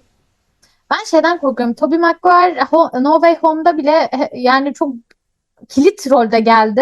Ve ben öyle geleceğini düşünmüyordum. Andrew Garfield ve Tobey Maguire'ın biraz daha nasıl diyeyim görünecekler ve gidecekler diye düşünüyorum. Adam onda bile kaprisli davrandı bence. Ben hiç sevmem Tobey Maguire filmlerinin ya ilk göz ağrım ama sonradan izlediğimde nefret ede de izledim. Oyunculuğuna falan hiç sevmem. Ve biraz kaprisi bulduğum bir oyuncu. Böyle egolu bulduğum bir oyuncu. Ona bile aşırı büyük bir karakter koyarak geldi. Yani hani ben Tabii. harbi oynayacağım burada diyerek geldi. Şimdi Secret Wars'ta ve Doomsday'de de aynı şeyi yaparsa ben sıkılırım. Ben çünkü benim en sevdiğim Kesinlikle. Tom Holland'ın Spider-Man'i ve o daha bana yakın geliyor. Ve şimdi ben Tobey Maguire niye izleyeyim yani? Olurum gene. Ya orada işte tamamen şeyi güzel ayarlamaları gerekiyor. O fan servis seviyesini güzel ayarlaması gerekiyor Marvel'ın. Tamam sen bir fan servis yapacaksın biz bunu biliyoruz. Ama burada bunu sen direkt ana konuya sokma. Yani yanda bir şekilde olsun, bir şeyleri öğretebilsin, yön gösterebilsin mesela. Spider-Man nezdinde mesela konuştuğumuzda işte Tom Holland'ı mesela Spider-Man'i göreceksek buna yol gösterebilecek noktada olmalı. Ama ana konuda direkt belirleyici rolde olduğunda tabii ki insanlar da şey olacak. Sen yine aynı şeyleri yapıyorsun. Eski şeyleri benim önüme getiriyorsun algısı olacak. Yani Secret Wars'ta umarım bunlardan Spider-Man şey olacak diyorlar. O doğru mu? Spider-Man'in lead edeceğini bütün team'e. Ee, yani o söyleniyor ama orada bence en belirleyici rol ne olacak? Brand New Day filmi olacak bence. Orada aslında biraz daha çok böyle Spider-Man'in içine işlediğinden nasıl bir karakterde olacağını, nasıl bir motivasyonda olacağını göreceğiz. Çünkü ne oldu? En son bütün herkes Peter Parker'ın kim olduğunu unuttu. Artık tamamen kendi içine geçmiş bir aslında Peter Parker göreceğiz. Ve burada bence güçlenebilecek bir Peter Parker da görebiliriz. Çünkü beni şu heyecanlandırıyor Spider-Man filminde. Sokak seviyesine inilecek. Spider-Man bizim için Hmm. nedir? Sokak seviyesinde ilerleyen bir yapıdadır. Çizgi romanlarda gerek oyunlarında bile mesela baktığımızda hep bu şekilde ilerler. İşte e, sokağımızın işte sevilen karakteri, sevilen arkadaşı şeklinde hep insanlarla olan iletişim olsun vesaire falan. Ben Brand New Day filminde bunu görebileceğimizi düşünüyorum. Ve bu beni çok fazla heyecanlandırıyor. Ve burada yaşayacağım motivasyon aslında Doomsday ve Secret Wars'ta belirleyici rol oynayabileceğini görebileceğimiz noktalarda aslında. İşte Hulk olacağı söyleniyor. İşte Punisher'ın olacağını zaten biliyoruz. Orada onlar ne olacak? Artı Sadie Sink'in rolü ne olacak? Mesela bu zaten büyük bir muamma olmuş durumda Bak mesela. onun İşte için Jean çok Grey mi olacak heyecanlıyım. vesaire falan. Yani mesela Jean Grey olarak gelebilir ya da onların çocuğu olarak işte kızı olarak gelir. Rachel Summers olarak da gelebilir ki bence bu da olduğunda güzel bir vibe yaratabilir mesela. Orada göreceğimiz şeyler aslında bunları bize cevabını verecek diye düşünüyorum ben. Ben en başarılı bulduğum bütün üçlemelerin ortalama bir şekilde başarılı gördüğüm tek kahraman Spider-Man'in son üçlemesi bence. Yani ben biliyorum Thor'lar mesela Thor çok kötü bence. Thor'un üçlemeleri. Sadece Ragnarok ben çok seviyorum. Hı Ragnarok'ta hı. çok gülmüştüm. Ama diğerlerini çok beğenmiyorum mesela. Captain America'da da Winter Soldier'ı severim. Diğerlerini Çok çok. güzel. O apayrıdır yani Winter Soldier. Evet, onu çok severim ama diğerleri gene biraz benim altında kalmış. Tony Stark da bu evreni başlatan yani Iron Man de başlatan olduğu için kalbimizde bir yeri varmış gibi geliyor. Aslında aşırı iyi 3 filmi yok gibi geliyor bana. Ama mesela Spider-Man üçlemesine baktığımda hepsi Spider-Man orijinaline döndü ya. Yani mesela en Hı hı. başından sonuna geldiğimizde biz aslında hiç beklemediğimiz bir twist de bitiriyor aslında No Way Home. Yani hep sadece fan service değil. Bu Hı üç hı. bölüm, 3 film senin hani sanki Spider-Man'in orijinini vermiyormuş gibi gösterip aslında orijinini verdiler aslında. Ve bu benim çok hoşuma Kesinlikle. gitmişti sonunda. O hani kendi kıyafetini yaptı ve atladı gitti falan. Böyle şey olmuştum. Resmen bana sonunda gösterdiler amcayı. Yani hani amcasının ölmesi değil de halasının ölmesine Hı çevirerek. hı. Hani sonunda gördüm ben ve bu çok hoşuma gitmişti ve bir kalıp gibi o bütün 3 film çok bütünlüklü bir film serisi gibi gelmişti. O yüzden de Brand New Day benim yani şu anda Marvel'da tek merak en mutlu olduğum, hepsini merak ediyorum da en mutlu olduğum film yani. Hem tek Evet. kahramanın filmi olması güzel hem de hani böyle o kahramanın gerçek çizgi romanlarındaki halini görecek olmak da beni çok heyecanlandırıyor Evet, açıkçası. kesinlikle yani benim de en büyük zaten tap noktamda olan şeyler onlar. Yani çünkü benim için Spider-Man nedir? O sokakta dolaşan insanlarla iletişim halinde olan, işte onların duygusunu paylaşan, onlara bir duygu veren karakterdir baktığımızda. Yani çünkü hepimizin çocukluğuna dokunmuştur yani Spider-Man baktığımızda. Ben kime sorsam der ki işte Spider-Man benim için şudur, Spider-Man benim için budur şeklinde olur. O yüzden orada daha böyle öze dönüş gibi aslında görülüyor. Benim gördüğüm o. Ve bu gerçekten heyecanlandırıyor beni. Çünkü sokak seviyesinde işlenmesi mesela Daredevil nezdinde düşündüğümüz mesela Daredevil Born Again dizisi biraz beni işin açıkçası böyle heyecanlandıran Marvel dizilerinden oldu. Çünkü orada artı 18 sahnelerini denedi Marvel ve gerçekten cesurca sahneler gördük. Yani orada da şunu düşündüm. Acaba Spider-Man'de ya tabii ki orada artı 18 sahneler olmayacak ama daha sert sahneler görecek miyiz? Daha böyle kırılgan sahneler görecek miyiz algısı oldu. İnşallah. Çünkü sonuçta Frank Castle var filmde Hmm, yani. Burada çünkü en büyük faktör bu olacak. Yani her şeye esip peki. geçen parçalayan bir insan var karşımızda. O beni inanılmaz Evet. heyecanlandırıyor yani. Bir de Ama Hulk da işte var zaten. Hiç Spider-Man'in şeyinin altında label'ın altında bunu yapmazlar gibi. O markanın altında bu kadar sert bir şey o kadar sert tabii ki. göstermeyecekler. Tabii Gene ki. şuradan Tabii şuraya ki. gösterecekler gibi geliyor yani. Ama Tabii ki. Yani ben orada gene yine belli severim. bir seviye korunacak yani. Evet. Ama yine de heyecan düzeyini insanı gerçekten yükseltiyor yani. Aşırı merak ediyorum. Bir de ben sona yaklaşırken çok da tutmayayım seni. Sona yaklaşırken ben sana şey soracağım. Sence Tony Stark değil de işte Robert Downey Jr. suratıyla Spider-Man ya bir tane hayal eder misin sinemada ikisinin karşılaştığı Doomsday olarak Robert Downey Valla Jr. orada yani ben Doom'un inanılmaz manipülasyonlar yapacağını düşünüyorum. Ve bence gerçekten Spider-Man'i kandıracağı noktalar olacak ama ya gerçekten orada sahneyi ben de hep düşünüyorum. Bunu çokça kez sayfamda da sordum ve herkesin merak ettiği nokta bu yani. Spider-Man işte Tony Stark onun yüzünü gördüğünde nasıl bir tepki verecek? Gidip sarılacak falan filan yani böyle bir şey Ben de kafasında gidersin. olacak. Direkt çünkü o olacak. Çünkü şimdi Doctor Doom Robert Downey Jr.'ın yüzüne olacak ve herkes şunu soruyor işte Iron Man onun varyantı mıydı? İşte Doctor Doom onun varyantı mı olacak? Herkesin kafasında böyle bir soru işareti var. Ama şimdi mesela Doctor Doom çizgi romanlarda baktığımızda yüzleri çok kolay kullanabilecek ya da zihnine aktarabilecek bir karakter. Ve belki burada Avengers'ı ikna edebilmek için onun yüzünü kullanmış olabilir. Öyle bir karakter görebiliriz bilmiyorum. Ya da bir anda gidip de şey diyebilirler işte Tony Stark benim varyantımdı aslında ben işte Doctor Doom'un vesaire falan da diyebilirler. Ya burası çok böyle nasıl diyeyim beyin yakan noktalarda şu an herkes için. Ama yani ben de en çok heyecanlandığım sahnelerden birisi de tamamen o yani Spider-Man'le Doctor Doom karşılaştığında Spider-Man'in tepkisi nasıl bir şey olacak? Çünkü bir anda Tony Stark falan gibisinden yaklaşabilir yani üstüne. Çok Benim bilmiyorum. bir tane teorim şöyle. İnanılmaz zekice bir teori değil tabii ki de ama şöyle bir şey düşünüyorum. Şimdi çizgi romanlarda Doomsday ile Tony Stark beyin yani şeylerini değiştiriyorlardı ya ruhları birbirine giriyor. Yani Hı hı. birisinin diğerine beyni gidiyor, diğeri diğerinin beynine gidiyor. Evet. Ve en başından beri ölen kişinin hani o Tony Stark'ın içindekinin Doomsday olduğunu, Doctor bunun Doom. bunun içerisindekinin de Tony Stark olduğunu, kötüleşmiş bir versiyon, Evil Tony Stark'ın Doomsday'in içerisinde, Tony Stark'ın içerisinde Doomsday oldu. Bir dakika, şu anda kafam karıştı. Bir paradoksun içine düştük. Paradoksun içerisine düştük ama anlatacağım. Şimdi bunun başka bir versiyonda, başka bir evrende Tony Stark'ın içerisindeki Doomsday olduğunu düşünüyorum. Doctor Doom. Ama bizimkisinin de yani normal evrendekinin de normal Tony Stark'ın normal Tony Stark yani hani Tony Stark'ın içerisindeki Tony Stark öldü. Ama şu anda evet Doomsday'in kafasına yani Doomsday'in Stark'a girmiş hali. Anlıyorum ben seni. Beni var ya bu videonun altında derin ne dedin? Çözmeye çalışıyoruz falan. Ama bence yani noktada şu Tony Stark'la beyinlerini değiştirmiş Doomsday olduğunu düşünüyorum işte. Ama Anladım. başka bir evrenden gelecek. Yani çok akıllıca bir şey değil tabii ki de. Çoğu kişinin düşündüğü bir şey ama ben de bu teorideyim yani. Bilmiyorum ya burada çok uç noktaya nasıl girecekler, nasıl gidecekler. Yani çok çok fazla teori herkesin kafasında var. Nasıl olacak, nasıl gidecek. Çünkü en büyük nokta aslında bu. Yani şimdi sen Robert Downey Jr.'ın yüzünü kullanacaksın Doctor Doom'da. Herkesin kafasında sürekli o soru işaretleri var. Yani o zaman Tony Stark kimdi? O farklı birisi miydi? Onun varyantı mı? Sonuçta tam varyant meselesi çok fazla kullanılıyor şu an evrende ama hep bir bakıyoruz ki yüz benzerliği var. İşte mesela Henry Cavill'ı gittiler Wolverine'de kullandılar. Mesela orada bir aslında baktığımızda bizim için minik bir şey de oldu. O da bir Wolverine'e mesela gösterildi geçildi ama şimdi burada çok başka bir noktadan yaklaşılıyor olaya. Ee, bilmiyorum yani şimdi Doctor Doom da çok zeki, çok böyle inanılmaz değişik bir karakter. Her şey yapmış olabilir. Yani evrenler arasında yani zihin geçişi bile yapmış olabilecek bir karakter. Her şey yapabiliyor. Yani çok köklü bir karakter aslında baktığımızda.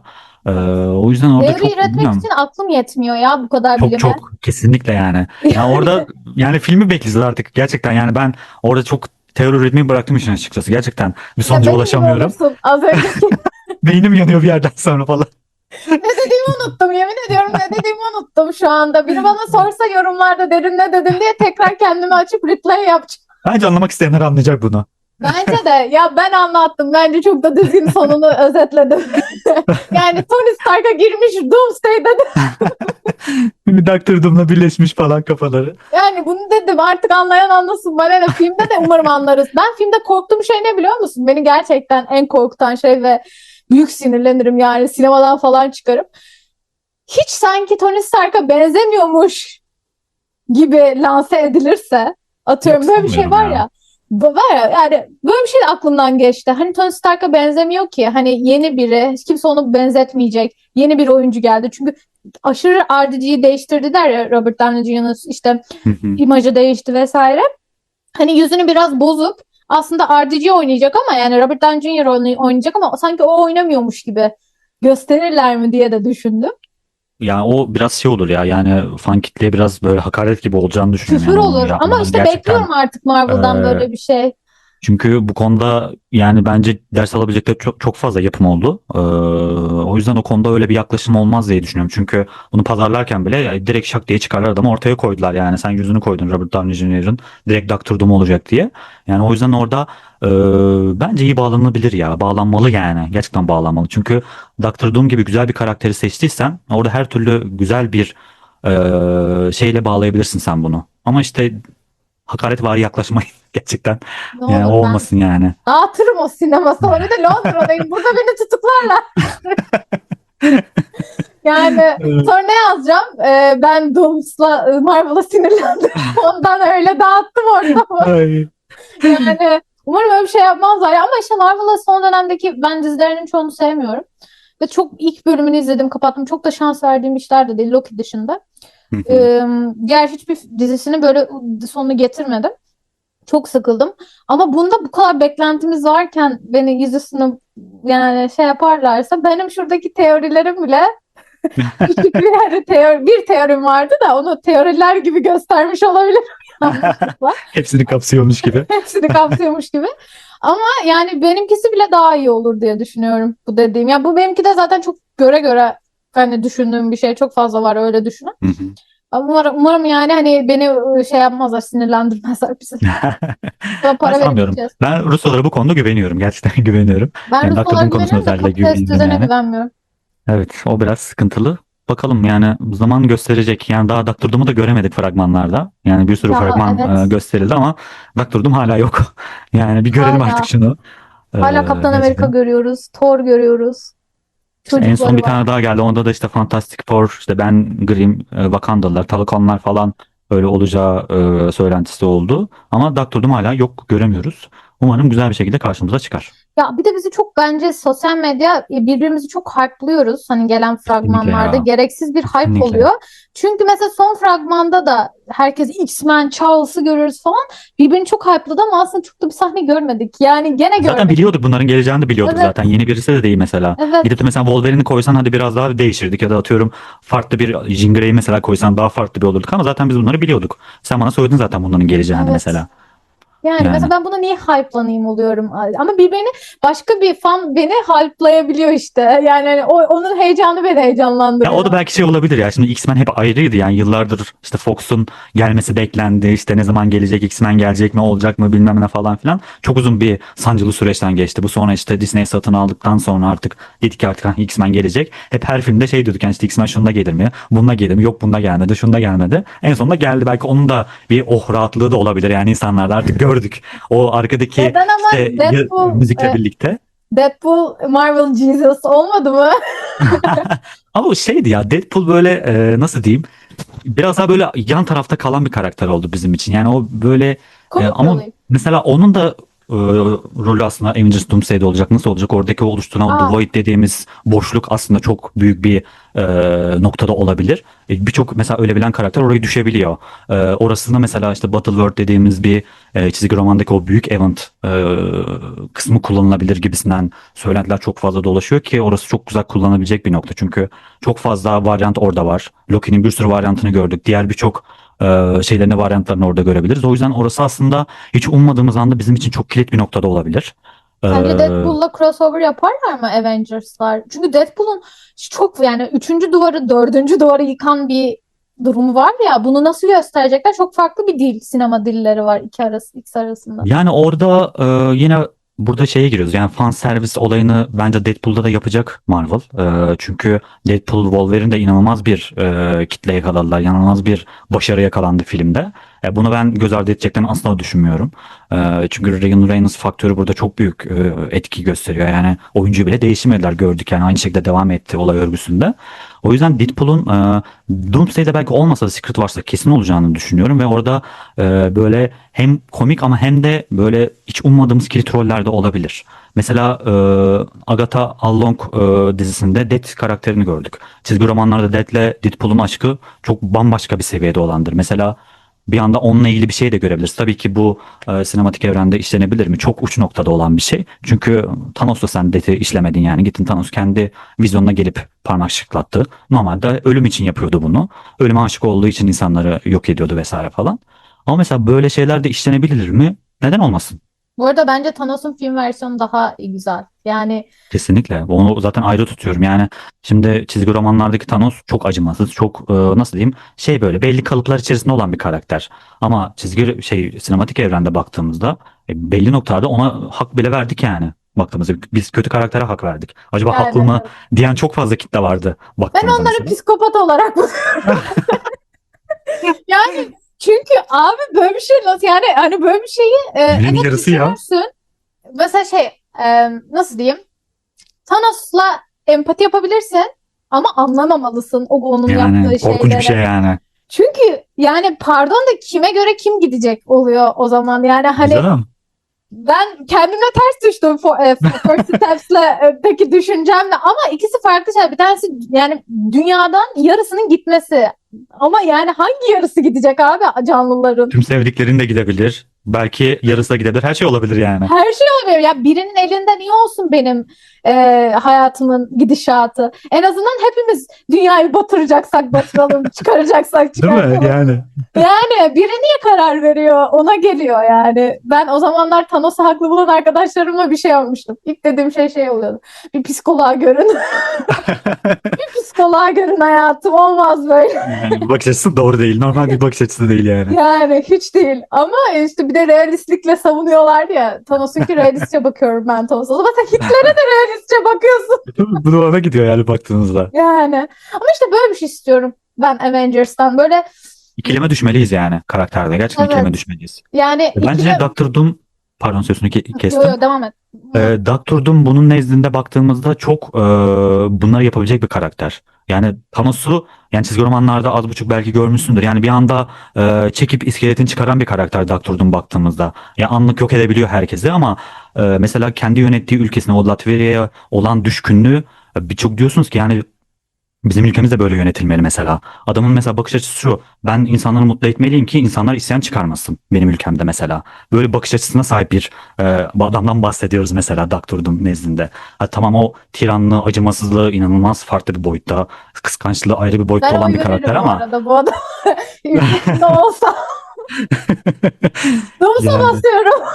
yani çok değişik bir karakter. Yani o yüzden bunları böyle az da olsa işlenebilirse insanlar inanılmaz hype'lanabilir yani bu filme. Dooms biraz şeyin alegorisi gibi de biraz Trump gibi yani böyle aşırı Tabii canım. kendinden olanın Çok kendini beğenmiş bir karakter. İnanılmaz. Yani hep en iyisi o, en tanrı o, en zekisi o. O Reed Richards'ta olan kıskançlık mevzuları çok apayrı boyutta. Mesela işte o yaptığı alet patlıyor. Gidiyor Reed Richards'ı suçluyor mesela. Yıllarca ona olan kıskançlığı büyüyor mesela. Aslında işte senin yapmış olduğun bir şeyde baktığımızda o şey patlıyor ki yüzün bir anda yaralanıyor vesaire falan ama çok böyle gerçekten bir yerde biraz Trump'a benzeyen bir yapısı var yani. ya karakterlerin tabii Trump'ın ev hayatını bilmiyorum ama şey anlamında da hani böyle kendi ırkının aşırı yüksek olduğunu, sarı beyaz ırkın yüksekte olduğunu düşünen biri ya yani Dooms da kendi ülkesi için hani her şeyi yapabilecek falan filan biri. Ama şimdi Dooms'a basarım dediğimde de Trump'a basacakmışım gibi geldi. O da beni tedirgin etti ki değilim. Tabii her şey olabilir. Yani tabii ki Trump yani bildiğimiz üzere ırkçı bir insan. Ama ben de o ırktan olmadığım için demesi kolay gibi geliyor hani Trump'a vermem. Ama mesela avantajlarını aşırı gördüğüm bir insansa, avantajlarını sadece gördüğüm bir insan varsa ortada onu bilemezsin hani oy vermek Tabii. vermek demiyorum. Domsa o yüzden şey oldum. Bir kafam gitti. Şu anda psikopatlığa doğru kayıyormuşum gibi hissediyorum. Ama mesela Latveria hikayesi gerçekten güzel. Yani orada mesela halkı çok zor bir durumdayken kurtarıyor. Çünkü başındaki olan birisi çok inanılmaz bir diktatör ve halkını gerçekten kötü davranıyor. Yani öyle bir anda geliyor ki bütün o polisler, askerler direkt Doom'un tarafına geçiyor yani. Çünkü bıkmışlar yani o baştaki insandan ve çok kolay bir şekilde deviriyor bu adam bunları yani. Ay bir şey söyleyeceğim. Aşırı empati yapabileceğimiz bir durum. Yani çok basit yani şeyleri bunları bile işleyebilmeleri çok farklı bir noktaya getirebilir filmi bizim için Ee, arka Hele ki planda. bu dönemde bence bütün dünya için inanılmaz empati yapılabilir bir şey. Yani Evet. Of, şu andan itibaren Doomsçuymuşum gibi oldu. Dr. Doom falan. Ama Dooms'un şey şarkılarıyla. Seçim Partisi şarkı. İlk aldığım zaten şey oydu. Gene en başına onu koydum. Onun figürünü koydum direkt herkesin önüne. Ve böyle şey hissediyorum. Ya bazen işte kendimi Thanos'u haklı bulanlarmış gibi hissediyorum. Ama filmde nasıl gösterecekler onu daha bilmiyoruz. O yüzden göreceğiz. Yani kitaptaki gibi gösterirlerse, çizgi umarım. romanlardaki gibi. Umarım yani çünkü çok köklü ve çok sevilen bir Kesinlikle. karakter Doctor Doom. Çok duyguların üst seviyede yaşayan bir karakter. Yani o ikilemleri, o kıskançlıkları, o tiran anlayışı falan yani değişik bir karakter ve köklü bir karakter. Böyle çok nadir karakterler var Marvel ve DC tarafında da. Yani gerçekten ufacık da olsa biraz bunu yakın yapılabilirse inanılmaz bir film bizi bekleyebilir. Bir Gerçekten. de şeyde çizgi romanda Tony'yi zengin diye kıskanıyordu ya. Yani Yani mesela bununla da empati yapabilirim. Yani dünya düzeninde niye bu kadar fakirler ve zenginler var? Çok iyi bir tematik işleyebilirler. Bence işleyebilir, gerçekten inşallah bunu işleyebilir. işlerler. Ve işlenebilir gerçekten yani bunu yapabilirler. Umarım. Ama işte Amerika'dan çıkacak film bu da. Ne kadar bunu işleyebilir İşte bilemiyoruz. ne kadar sınıra gidebilirler orasını bilmiyoruz yani. Marvel bir de yani. Çok sınıra gidebileceklerini zannetmiyorum. Gidebilselerdi Marvel kadar büyük bir şirket olmazlardı yani. Marvel olmazlardı. Büyük. Bir de Disney'den de çıkacağı için Evet. Belli bir kolay kolay. kalıplara bağlı kalabilecek gibi duruyor ne yazık ki. Sınırlar. Ay bilmiyorum vallahi göreceğiz ya. İnşallah izlediğimizde de bir video sen gelirsin. İnşallah. Yani çok anlatacak şey olacağını düşünüyorum yani. Evet bir şey söyleyeceğim. O zaman kadar YouTube kanalı açmazsan senden söz alıyorum. Teoriler ya teorilerin nasıl doğru çıktı, detaylar hepsini senden Yapacağız. isteyeceğim. Yapacağız. Evet, Tamam. O olacak. zaman YouTube kanalı hem aç hem de bana gel. Tamam, bu sözü veriyorum. Aldım. Hepiniz için söz aldım. Geek Vakti Instagram'dan takip edenler buradaysa ki buradadır diye düşünüyorum. Çünkü çok az zaten Geek'le ilgili şeyler var. Doğru düzgün Instagram hesapları var. Şey Marvel DC haberlerine. Bu arada çok teşekkür ederim. Ben Videonun çok teşekkür record'unu ederim. kapatayım. Sonrasında zaten devam ederiz konuşmaya. Çok çok teşekkür ederim geldiğin Ben için. çok teşekkür Çok ederim. memnun oldum Çok tanıştığıma. güzel bir sohbetti. İnanılmazdı. Çok güzel aktı. Çok güzel de şey bilgiler de aldım. O da hoşuma gitti. İntim hani şeyle ilgili senin bilgilerin benden kat ve kat fazla olduğu için Marvel ve DC hakkında. Estağfurullah. Estağfurullah. Öyle. Çok güzel bir sohbetti. Çok kaliteli bir sohbetti. Kesinlikle. Rage Devamı attı. gelmeli. Devamı gelmeli. Alta yorumlara bu sohbeti beğendiyseniz ki beğenin yani bir zahmet. Bence de beğenmelisiniz. Beğenin, yorum atın. Geek vaktine soracağınız bir şeyler varsa yorumlara yazabilirsiniz. Arkadaşlarınıza paylaşmayı unutmayın. Bir sonraki videoda görüşürüz diyelim. Teşekkür ederim.